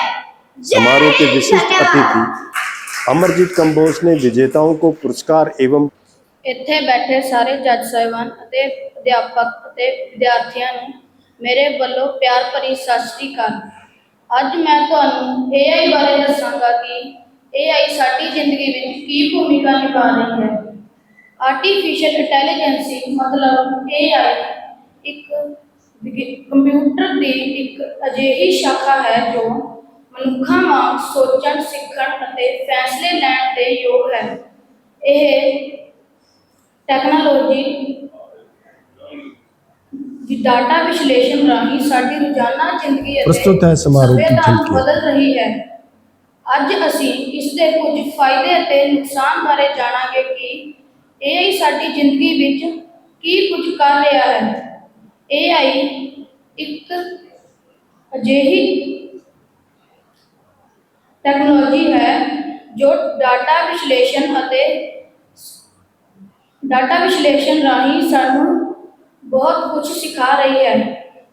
ਜਿਵੇਂ ਕਿ ਇਸ ਦੁਆਰਾ ਵਿਦਿਆਰਥੀ ਆਪਣੀ ਸਮਰੱਥਾ ਅਨੁਸਾਰ ਪੜ੍ਹਾਈ ਦੇ ਤਰੀਕੇ ਤਿਆਰ ਕਰ ਸਕਦੇ ਹਨ ਅਤੇ ਇਹ ਖੇਤੀਬਾੜੀ ਵਿੱਚ ਵੀ ਬਹੁਤ ਲਾਭਦਾਇਕ ਹੈ। ਇਸ ਦੁਆਰਾ ਮੈਡੀਕਲ ਵਿੱਚ ਸੁਰੰਤੀ ਜਾਂਚ ਅਤੇ ਹੋਰ ਵੀ ਬਹੁਤ ਸਾਰੇ ਨਤੀਜੇ ਕੱਢੇ ਜਾ ਸਕਦੇ ਹਨ। ਇਸ ਨੂੰ ਅਸੀਂ ਆਰਟੀਫਿਸ਼ੀਅਲ ਇੰਟੈਲੀਜੈਂਸੀ ਮਤਲਬ AI ਵੀ ਕਹਿੰਦੇ ਹਾਂ।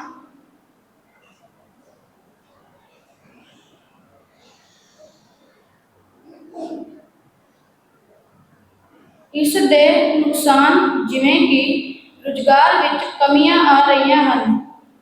ਇਸ ਕਾਰਨ ਕਿਉਂਕਿ AI ਦੁਆਰਾ ਹੀ ਸਾਰੇ ਕੰਮ ਕੀਤੇ ਜਾਣ ਲੱਗੇ ਤੇ ਮਨੁੱਖੀ ਨੌਕਰੀਆਂ ਵੀ ਘਟ ਰਹੀਆਂ ਹਨ ਤੇ ਇਸ ਦੇ ਖਤਮ ਹੋਣ ਦਾ ਵੀ ਡਰ ਰਹਿੰਦਾ ਹੈ।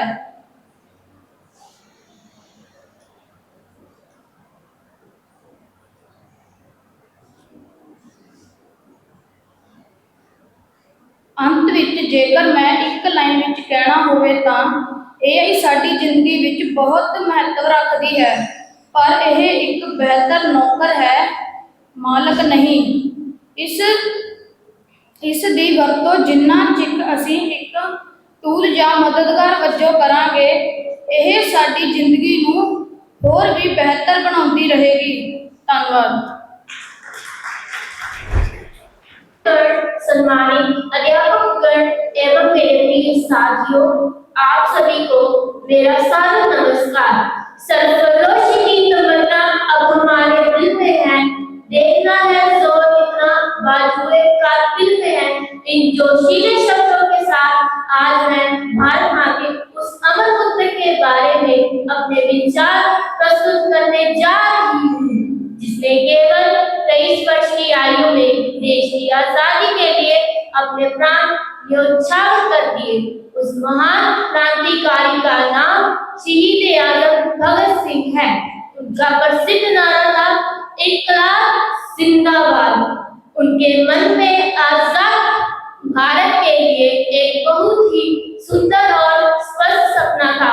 वह एक ऐसा भारत चाहते थे जहां सभी धर्मों के लोग बिना किसी भेदभाव के मिलकर रहे। उनके मन में आजाद भारत के लिए एक बहुत ही सुंदर और स्पष्ट सपना था।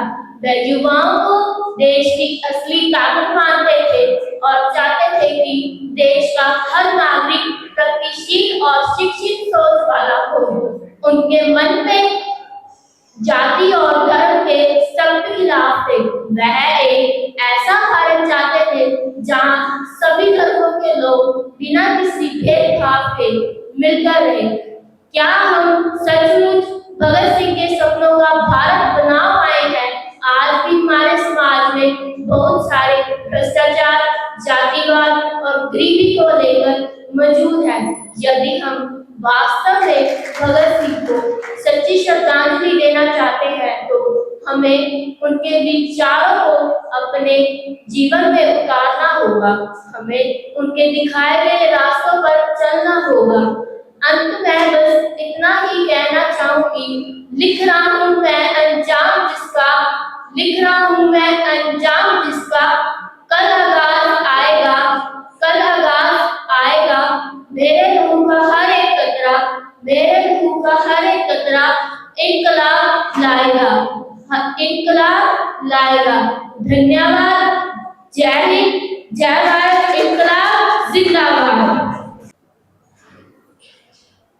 जितना जीवन सादा रहेगा उतना तनाव आधा रहेगा। आदरणीय अतिथिगण और मेरे प्यारे साथियों, आप सभी को मेरा नमस्कार। मैं Aditi Tripathi Red Rose Model High School से आज आप सभी एक ऐसे विषय पर बात करने जा रही हूँ जो हम सभी के जीवन में गहराई से जुड़ा हुआ है। तनाव मुक्त जीवन मतलब स्ट्रेस फ्री लाइफ। तनाव क्या है? आज की इस भागदौड़ भरी जिंदगी में जहाँ हर कोई एक दूसरे से आगे निकलना चाहता है, वहाँ तनाव हमारे जीवन का हिस्सा बन गया है। विद्यार्थी जीवन से लेकर नौकरी पेशा तथा बुजुर्गों तक हर किसी को कभी ना कभी तनाव का सामना करना पड़ता है। थोड़ी मात्रा में तनाव हमें मेहनत करने के लिए प्रेरित करता है, लेकिन जब यह हद से ज्यादा बढ़ जाता है तो यह हमारे शारीरिक और मानसिक स्वास्थ्य दोनों को नुकसान पहुंचाता है। क्या आपको पता है तनाव क्यों बढ़ता है और इसका हम पर क्या प्रभाव पड़ता है? पहली वजह प्रतियोगिता, हर कोई एक दूसरे से आगे निकलना चाहता है। दूसरा तकनीक, 24 घंटे मोबाइल तथा खबरों से हमारा दिमाग आराम नहीं कर पाता। सबसे अहम वजह अपेक्षाएं, जहां हर कोई एक दूसरे से आगे निकलना चाहता है, हम अपने से ज्यादा दूसरों से उम्मीद लगा बैठते हैं, जिसकी पूरा ना होने पर हम चिड़चिड़े हो जाते हैं, समय पर नींद नहीं आती और हमारी अगली पूरी दिनचर्या खराब हो जाती है। हम अपने परिवार तथा दोस्तों के साथ खुशनुमा पलों का आनंद भी नहीं ले पाते। दोस्तों, तनाव मुक्त जीवन जीना कोई असंभव बात नहीं है, बस हमें अपनी जीवन शैली में कुछ बदलाव करने होंगे, जैसे कि अनुशासित दिनचर्या, समय पर सोना, समय पर उठना, समय पर संतुलित भोजन करना और 7-8 घंटे की नींद तनाव का सबसे बड़ा इलाज है। योगा और ध्यान, 20 मिनट टहलना, योगा करना तथा खुली जगह में गहरी सांस लेने से हमारा मन शांत होता है। मैं शांत हूँ, मैं शांत हूँ, मैं शांत हूँ, इसे अपने मन में बार-बार दोहराइए, जिससे आपके अंदर सकारात्मक ऊर्जा का संचार होगा। प्रकृति से जुड़ाव, क्या आप जानते हैं कि आदिवासी लोग आज भी तनाव मुक्त जीवन जी रहे हैं? क्यों?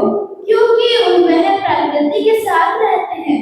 हमें भी हफ्ते में एक बार अपने आप को पर्यावरण के साथ जोड़ना चाहिए, जैसे कि पेड़ पौधे, मिट्टी आदि के साथ अपना समय बिताना चाहिए। बात करना सीखें।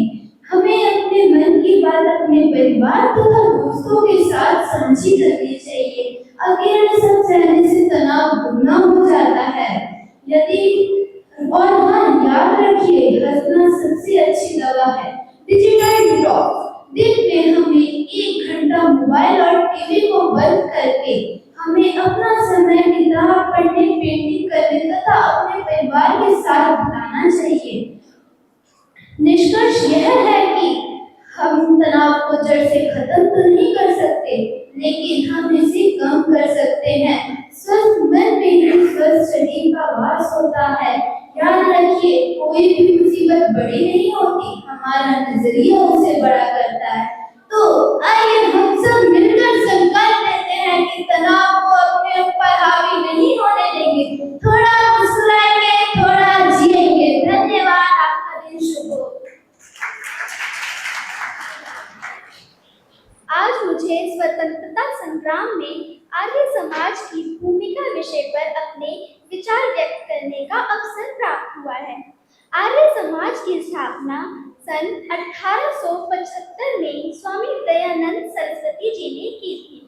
उनका उद्देश्य केवल धार्मिक सुधार करना नहीं था, बल्कि भारतीय समाज को अंधविश्वास, सामाजिक कुरीतियों और गुलामी की मानसिकता से मुक्त कराना भी था। उनका प्रसिद्ध नारा वेदों की ओर लौटो तथा भारतीयों के लिए लोगों में आत्मसम्मान और राष्ट्र प्रेम की भावना जगाने का माध्यम बना। आर्य समाज ने शिक्षा के क्षेत्र में भी उल्लेखनीय कार्य किए। उन्होंने दयानंद एंग्लो वैदिक विद्यालयों और गुरुकुलों की स्थापना की। वहाँ पर युवाओं को आधुनिक शिक्षा के साथ भारतीय संस्कृति, नैतिकता और देशभक्ति का ज्ञान भी दिया गया। इन संस्थानों से ऐसे युवा निकले जिन्होंने स्वतंत्रता आंदोलन भाग लिया। आर्य समाज ने समाज सुधार में भी उल्लेखनीय कार्य किए। उन्होंने जाति भेद, छुआछूत, बाल विवाह और अन्य सामाजिक कुरीतियों का विरोध किया तथा महिलाओं की शिक्षा और समान अधिकारों का समर्थन किया। एक शिक्षित समाज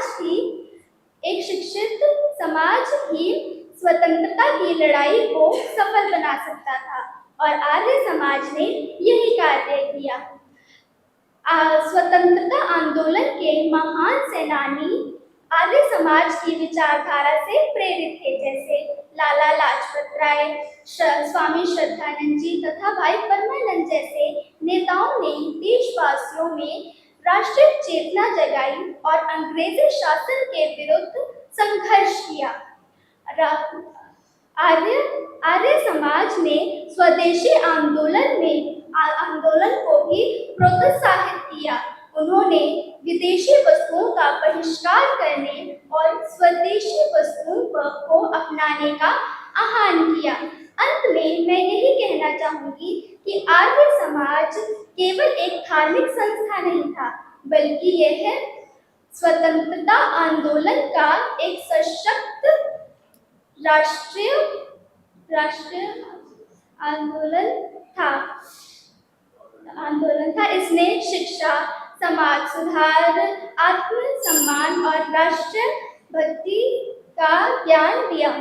आइए हम सभी स्वामी दयानंद सरस्वती तथा स्वतंत्रता सेनानियों के आदर्शों से प्रेरणा लें तथा अपने देश की प्रगति तथा एकता के लिए सदैव कार्य करें।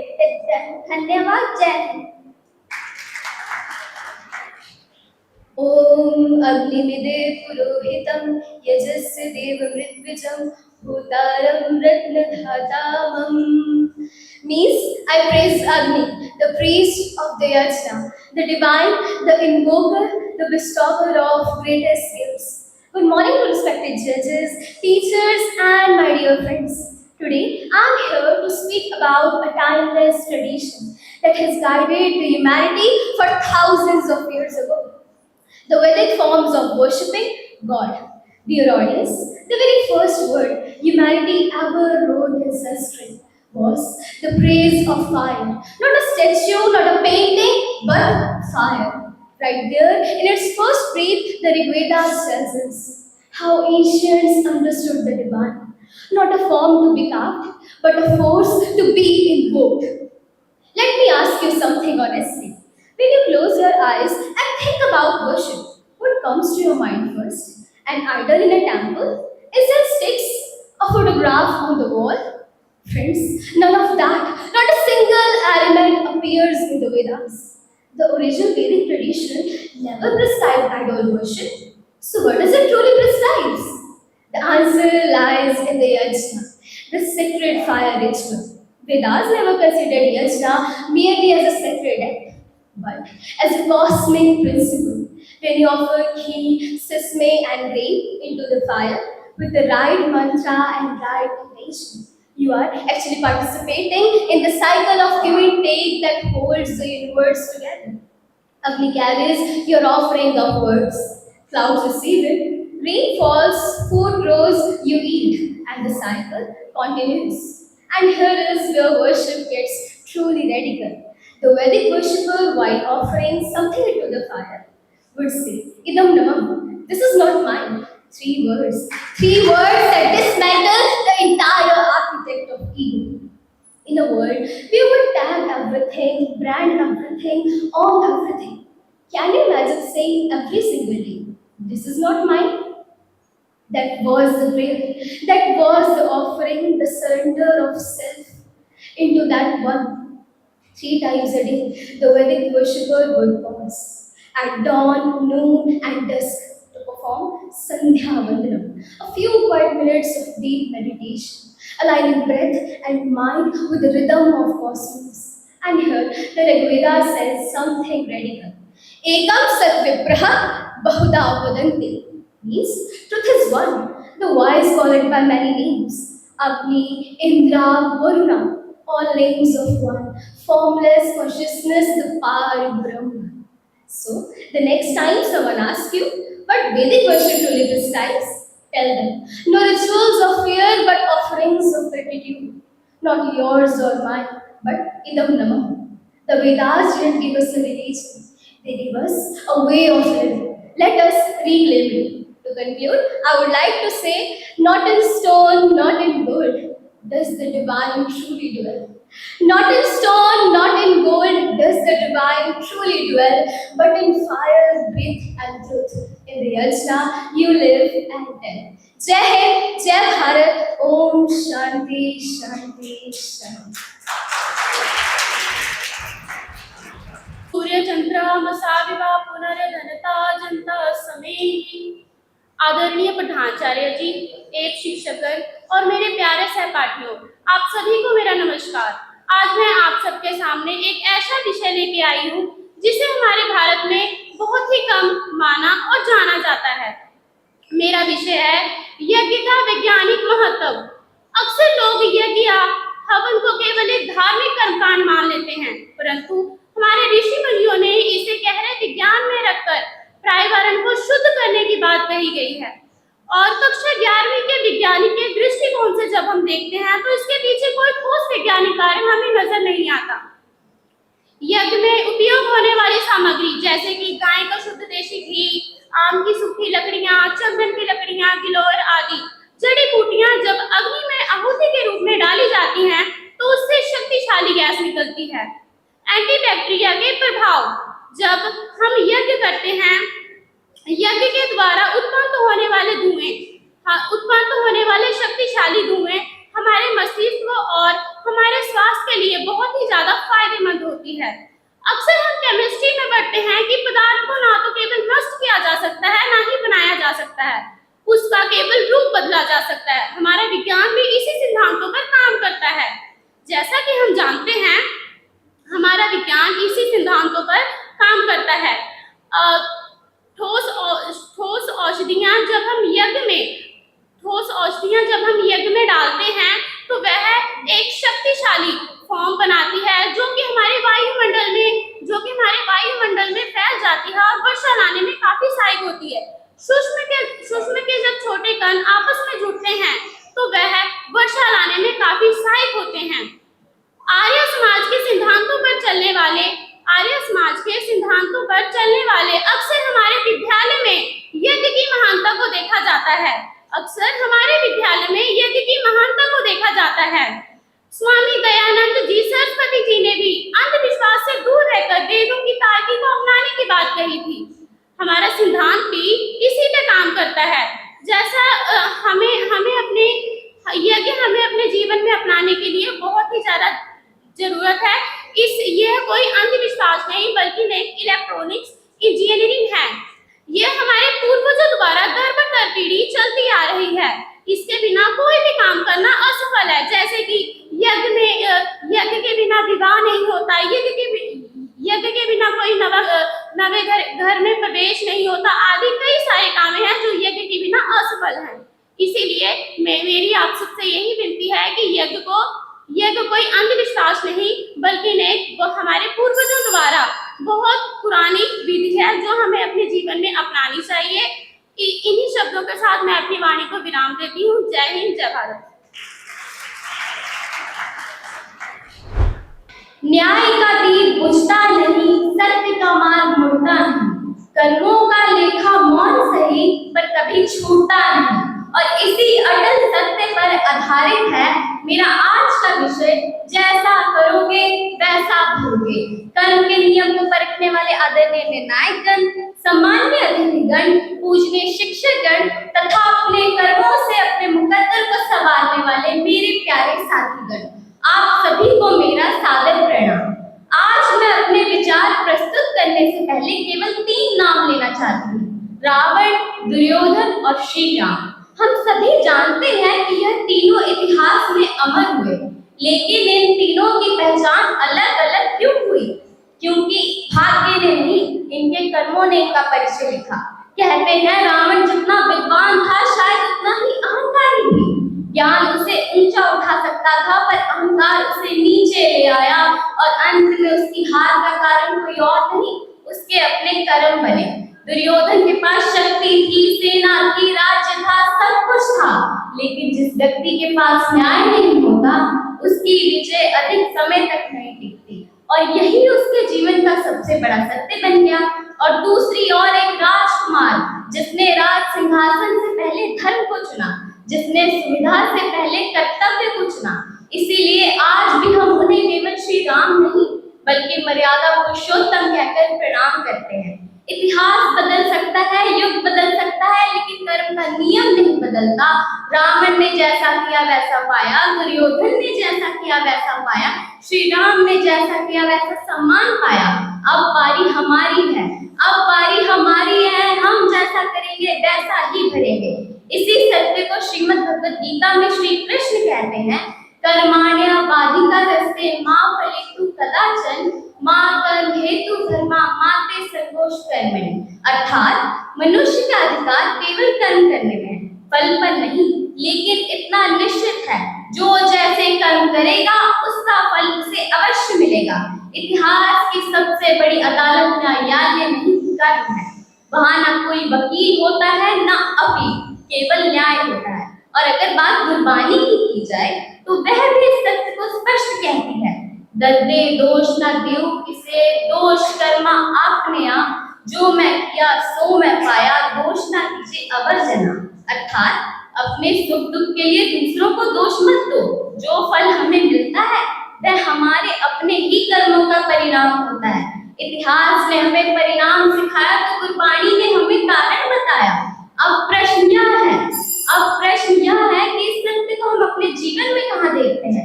आपने देखा होगा जब हम पहाड़ों पर खड़े होकर आवाज लगाते हैं नमस्ते, तो कुछ ही क्षण बाद वह आवाज लौटकर वापस आती है। यही अगर हम कुछ अपशब्द बोले तो क्या आशीर्वाद लौट कर आएगा? नहीं, पहाड़ केवल वही लौटाते हैं जो हम उन्हें देते हैं। जीवन भी कुछ ऐसा ही है। अंत शब्द आज रुक जाए, हाँ कर्म लिखेंगे कथा वहाँ, समय बताएगा सच का रंग, जैसी करनी वैसी भरनी सन। जो बोया हमने वही कटेगा जीवन में, सत्य ही जीतेगा। वक्त गिराएगा हर चेहरे से नकाब, कर्म सुनाएगा खुद का कर्म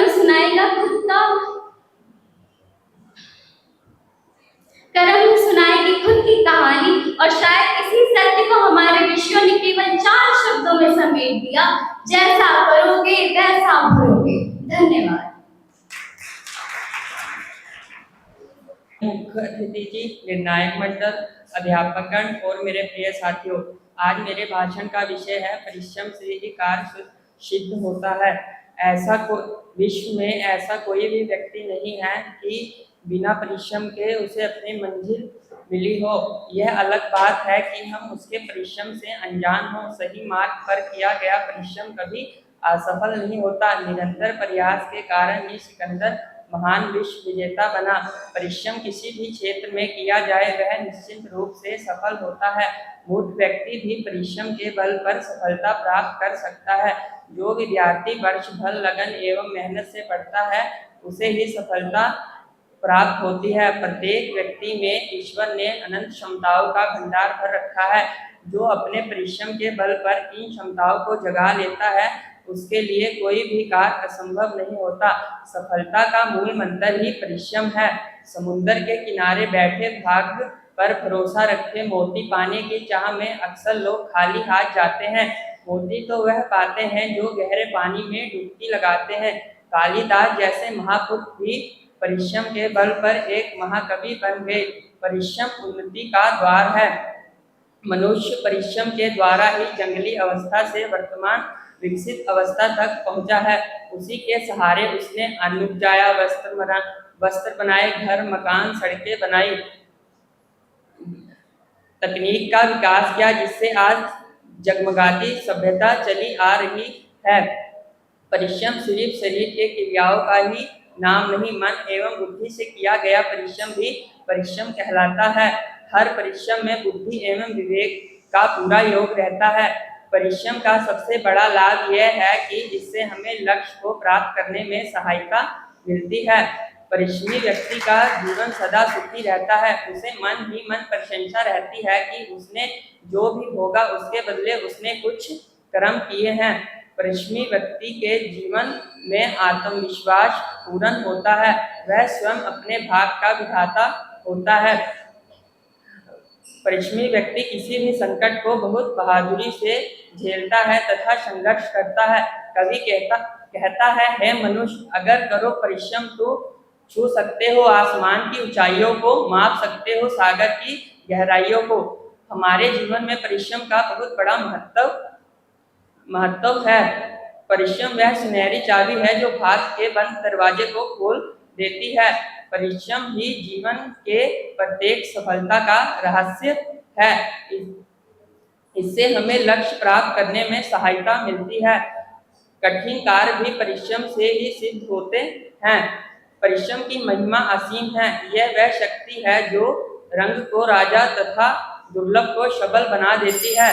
जिस राष्ट्र के लोग परिश्रमी होते हैं वह राष्ट्र सदा उन्नति करता है, जैसे कि रूस, चीन, अमेरिका जैसे राष्ट्र। प्रकृति भी हमें परिश्रम करने की प्रेरणा देती है। नदी की लहराती हुई लहरें परिश्रम का गीत सुनाती हैं। संसार में ऐसे अनेक उदाहरण हैं जो कि सहनशीलता के बल पर अपने मंजिल को पाए हैं, जैसे कि गांधी जी, APJ अब्दुल कलाम, इंदिरा गांधी जी, MS स्वामीनाथन जी ऐसे जाने माने नाम हैं जिन्होंने परिश्रम के बल पर अपने लक्ष्य को प्राप्त किया है। हमारे जीवन में परिश्रम और मेहनत और कर्म का बहुत बड़ा योगदान है। गीता में भी कर्म के भावना को जोर दिया गया है। ईसाई धर्म में के पुस्तक बाइबल में भी लिखा है, action is the duty, reward is not contempt. इसलिए हमारे जीवन में परिश्रम का बहुत बड़ा महत्व है। धन्यवाद।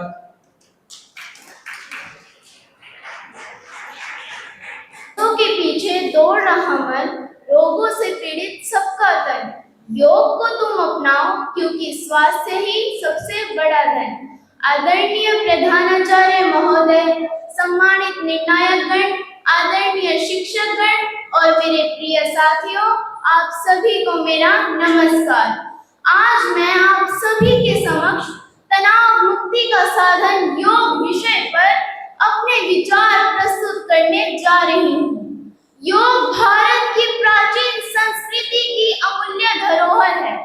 योग शब्द संस्कृत भाषा के युज धातु से बना है, जिसका अर्थ है स्वयं में ऊर्जा को समाहित करना। स्वयं में ऊर्जा को समाहित करना। अगर योग आज की इस भागदौड़ भरी जिंदगी में, जहां हर कोई अपने काम, करियर और जिम्मेदारियों में उलझा हुआ है, तनाव हमारे जीवन का एक स्थायी हिस्सा बन गया है। हम अक्सर अपने शरीर का तो ध्यान रखते हैं, लेकिन उस दिव्य और प्रेरणादायी परंपरा पर अपने विचार प्रस्तुत करने जा रही हूँ, जो केवल अग्नि में आहुति देने तक नहीं, जो केवल अग्नि में तनाव मुक्ति के लिए योग किसी वरदान से कम नहीं है। योग केवल शारीरिक व्यायाम या कुछ कठिन आसन करना नहीं है। यह तो मन, शरीर और आत्मा को जोड़ने का एक विज्ञान है। योग हमें अनुशासन, संयम, धैर्य और आत्मविश्वास की शिक्षा देता है। योग के माध्यम से हम अपने शरीर को स्वस्थ रख सकते हैं। जब हम योग करते हैं तो हमारा पूरा ध्यान हमारी सांसों और शरीर की गतिविधियों पर केंद्रित होता है, जिससे मन में चल रहे अनावश्यक विचारों की गति धीमी हो जाती है। महर्षि पतंजलि को योग का जनक माना जाता है। उन्होंने योग को व्यवस्थित रूप दिया।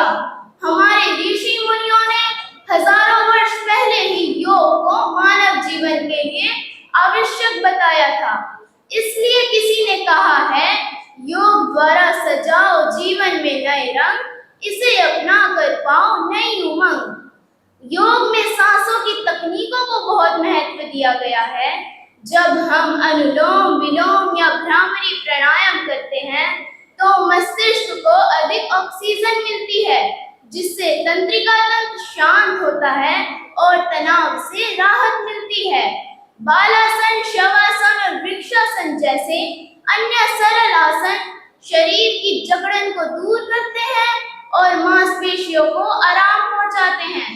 वैज्ञानिकों के अध्ययनों से भी यह प्रमाणित हो चुका है कि नियमित योग तनाव पैदा करने वाले कोर्टिसोल हार्मोन के स्तर को कम करता है और खुशी देने वाले एंडोर्फिन को बढ़ाता है। योग के लिए आपको किसी एकांत स्थान पर घंटों बैठने की आवश्यकता नहीं है। यदि आप किसी कार्यस्थल पर ही बैठे हैं तो कुछ मिनटों के लिए अपनी आंखें बंद करके गहरी सांसें लें या अपनी गर्दन और कंधों को घुमाएं। यह एक छोटी सी शुरुआत भी आपके दिन भर के तनाव को कम कर सकती है। आइए आज से ही हम योग को अपनी दिनचर्या का हिस्सा बनाएं। यह एक ऐसा साधन है जिसमें कोई खर्च नहीं होता, लेकिन इसके लाभ अनमोल हैं। स्वयं के लिए प्रतिदिन थोड़ा समय निकालें, क्योंकि एक स्वस्थ मन और शरीर ही वास्तविक पूंजी है। धन्यवाद। आपका दिन शुभ और तनाव मुक्त रहे। आदरणीय पदाधिकारी, मेरा आप सभी को स्वागत है। नशा आज हमारे समाज के लिए एक बहुत ही बड़ा गंभीर समस्या बन चुका है। इसके कारण से बहुत से युवाओं का जीवन बर्बाद हो रहा है। यह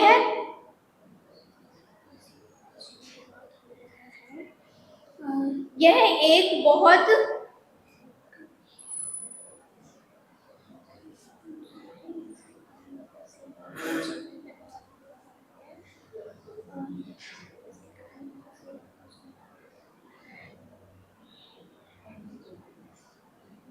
थैंक यू। आदरणीय शिक्षकगण और निर्णायक मंडल, जैसे कि आप सभी को पता है कि आज हम यहाँ पर वैदिक भाषण प्रतियोगिता के लिए एकत्रित हुए हैं। आज मैं आपके सामने नर होके ना निराश करो मन को विषय पर अपने विचार प्रस्तुत करने जा रही हूँ। मेरे विषय का अर्थ है कि हमें जीवन में कभी निराश नहीं होना चाहिए। जीवन में असफलताएं और कठिनाइयां हर व्यक्ति के जीवन का हिस्सा है, लेकिन जो व्यक्ति हिम्मत नहीं हारता, लगातार प्रयास करता है, वही अंत में सफलता प्राप्त करता है। विद्यार्थी के जीवन में कई बार परीक्षा में कम अंक आते हैं, प्रतियोगिता में हार मिलती है या कोई लक्ष्य पूरा नहीं होता, तो हमें इस समय पर दुखी होकर बैठने की बजाय अपनी गलतियों से सीख लेनी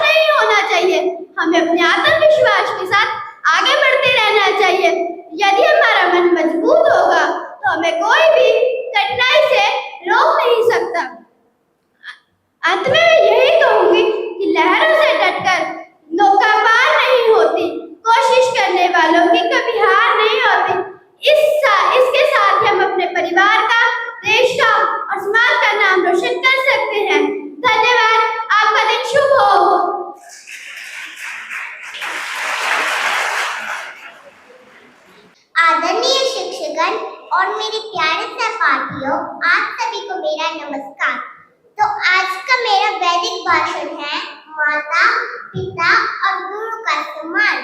दोस्तों, हमारे जीवन में 3 लोग होते हैं जिनका स्थान बहुत बड़ा होता है, माता, पिता और गुरु। ये तीनों हमारी सबसे बड़ी ताकत है। माँ हमें जन्म देती है, हमारी छोटी बड़ी खुशी का ध्यान रखती है। जब हम बीमार होते हैं तब माँ रात पर जाकर हमारी देखभाल करती है। माँ का दिल सबसे खूबसूरत है। पिता हमारे लिए दिन रात मेहनत करते हैं कि ताकि हम अच्छे बच्चे बन सके और अच्छी पढ़ाई कर सके। पिता हमारी हर जरूरतों का ध्यान रखते हैं। पिता ही हमारी जीवन है। तो गुरु हमें ज्ञान का प्रकाश देते हैं, बल्कि केवल किताबों के बारे में नहीं बताते, बल्कि सही गलत का फर्क समझाते हैं। गुरु हमें सही रास्ता दिखाते हैं। तो दोस्तों, सम्मान गुरु के पैर छूना नहीं होता, बल्कि उनका कहना मानना, उनकी बात मानना, उनकी मदद कराना और उनका दिल ना दुखाना। तो अंत में मैं कहना चाहूंगी, माता पिता का सम्मान करें, गुरु का आदर मान। इनके आशीर्वाद से होगा जीवन महान, होगा जीवन महान, होगा जीवन महान। धन्यवाद आपका ईश्वर को। हमारा मन होगा वैसी ही हमारी दुनिया होगी। आदरणीय प्रधानाचार्य जी, सम्मानित शिक्षकगण एवं मेरे प्रिय साथियों, आप सभी को मेरा सादर नमस्कार। हवा प्रदूषित, पानी प्रदूषित, प्रदूषित सारा नजारा है। गौर से देखो इंसानों, गौर से देखो इंसानों, ये तुम्हारे मन का ही गुब्बारा है। बाहर के कचरे को तो तुम साफ कर लोगे, मगर बाहर के कचरे को तो तुम साफ कर लोगे, मगर असली प्रदूषण तो उस सोच में है जो स्वार्थ का मारा है। आज मुझे जिस विषय पर अपने विचार व्यक्त करने का अवसर मिला है, वह है मानसिक प्रदूषण ही सभी प्रदूषणों का मूल। हम अक्सर वायु प्रदूषण, जल प्रदूषण और ध्वनि प्रदूषण की बात तो करते ही हैं, लेकिन क्या कभी हमने सोचा है कि इन सभी प्रदूषणों की शुरुआत कहाँ से होती है? शुरुआत होती है मन से। जब मन में लालच पैदा होता है तब जंगल काटे जाते हैं। जब मन में स्वार्थ बढ़ जाता है तब नदियां गंदी होती हैं। जब मन घृणा और क्रोध से भर जाता है तब समाज का वातावरण भी प्रदूषित हो जाता है। नफरत की इस आग में झुलस रहा इंसान, नफरत की इस आग में झुलस रहा इंसान मानसिक प्रदूषण करे खुशियों का नुकसान। स्वामी विवेकानंद जी ने कहा था, हम वही बनते हैं जो हम सोचते हैं। आज के समय में मानसिक प्रदूषण केवल बुरी सोच तक ही सीमित नहीं है, बल्कि बिना कुछ सोचे समझे किसी के खिलाफ अफवाहें फैलाना, सोशल मीडिया पर एक दूसरे के प्रति नफरत फैलाना, दूसरों की सफलता से जलना, हर समय दूसरों के साथ अपनी तुलना करते रहना, ये सभी मानसिक प्रदूषण के ही रूप हैं। इसीलिए हमें अपने केवल आसपास की सफाई ही नहीं, बल्कि अपने मन के विचारों की सफाई करनी भी उतनी ही आवश्यक है। यदि हमारी सोच सकारात्मक होगी तो हमारे कर्म भी सकारात्मक विचारों से भर जाएंगे और इसका प्रभाव केवल एक व्यक्ति पर ही नहीं, बल्कि पूरे पर्यावरण पर पड़ता है। यदि हम सच में प्रदूषण मुक्त भारत बनाना चाहते हैं तो हमें सबसे पहले अपने मन से ईर्ष्या, क्रोध, अहंकार और नकारात्मक सोच को दूर करना होगा। जब मन स्वच्छ होगा तभी समाज स्वच्छ होगा और तभी हमारा पर्यावरण भी सुरक्षित रहेगा। दूषित हवा में सांस ले, मन को करे बीमार। दूषित हवा में सांस ले, मन को करे बीमार। दूषित सोच जो मन में हो, जीवन करे उजाड़। वायु प्रदूषण हमें बीमार बनाता है, परंतु मानसिक प्रदूषण हमारी इंसानियत को बीमार बना देता है। यदि मन प्रदूषित है तो स्वच्छ हवा भी शांति नहीं दे सकती, लेकिन यदि मन निर्मल है तो कठिन परिस्थितियां भी सरल लगती हैं। मन के मैल को धोकर जो निर्मल भाव बनाता है, मन के मैल को धोकर जो निर्मल भाव बनाता है, वही बुद्ध की करुणा पाकर सुख का मार्ग पाता है। अंत में मैं गौतम बुद्ध जी के इस प्रेरणादायक विचार के साथ अपनी वाणी को विराम लगाना चाहूंगी कि मन ही सब कुछ है, आप जैसा सोचते हैं वैसे ही बन जाते हैं। धन्यवाद।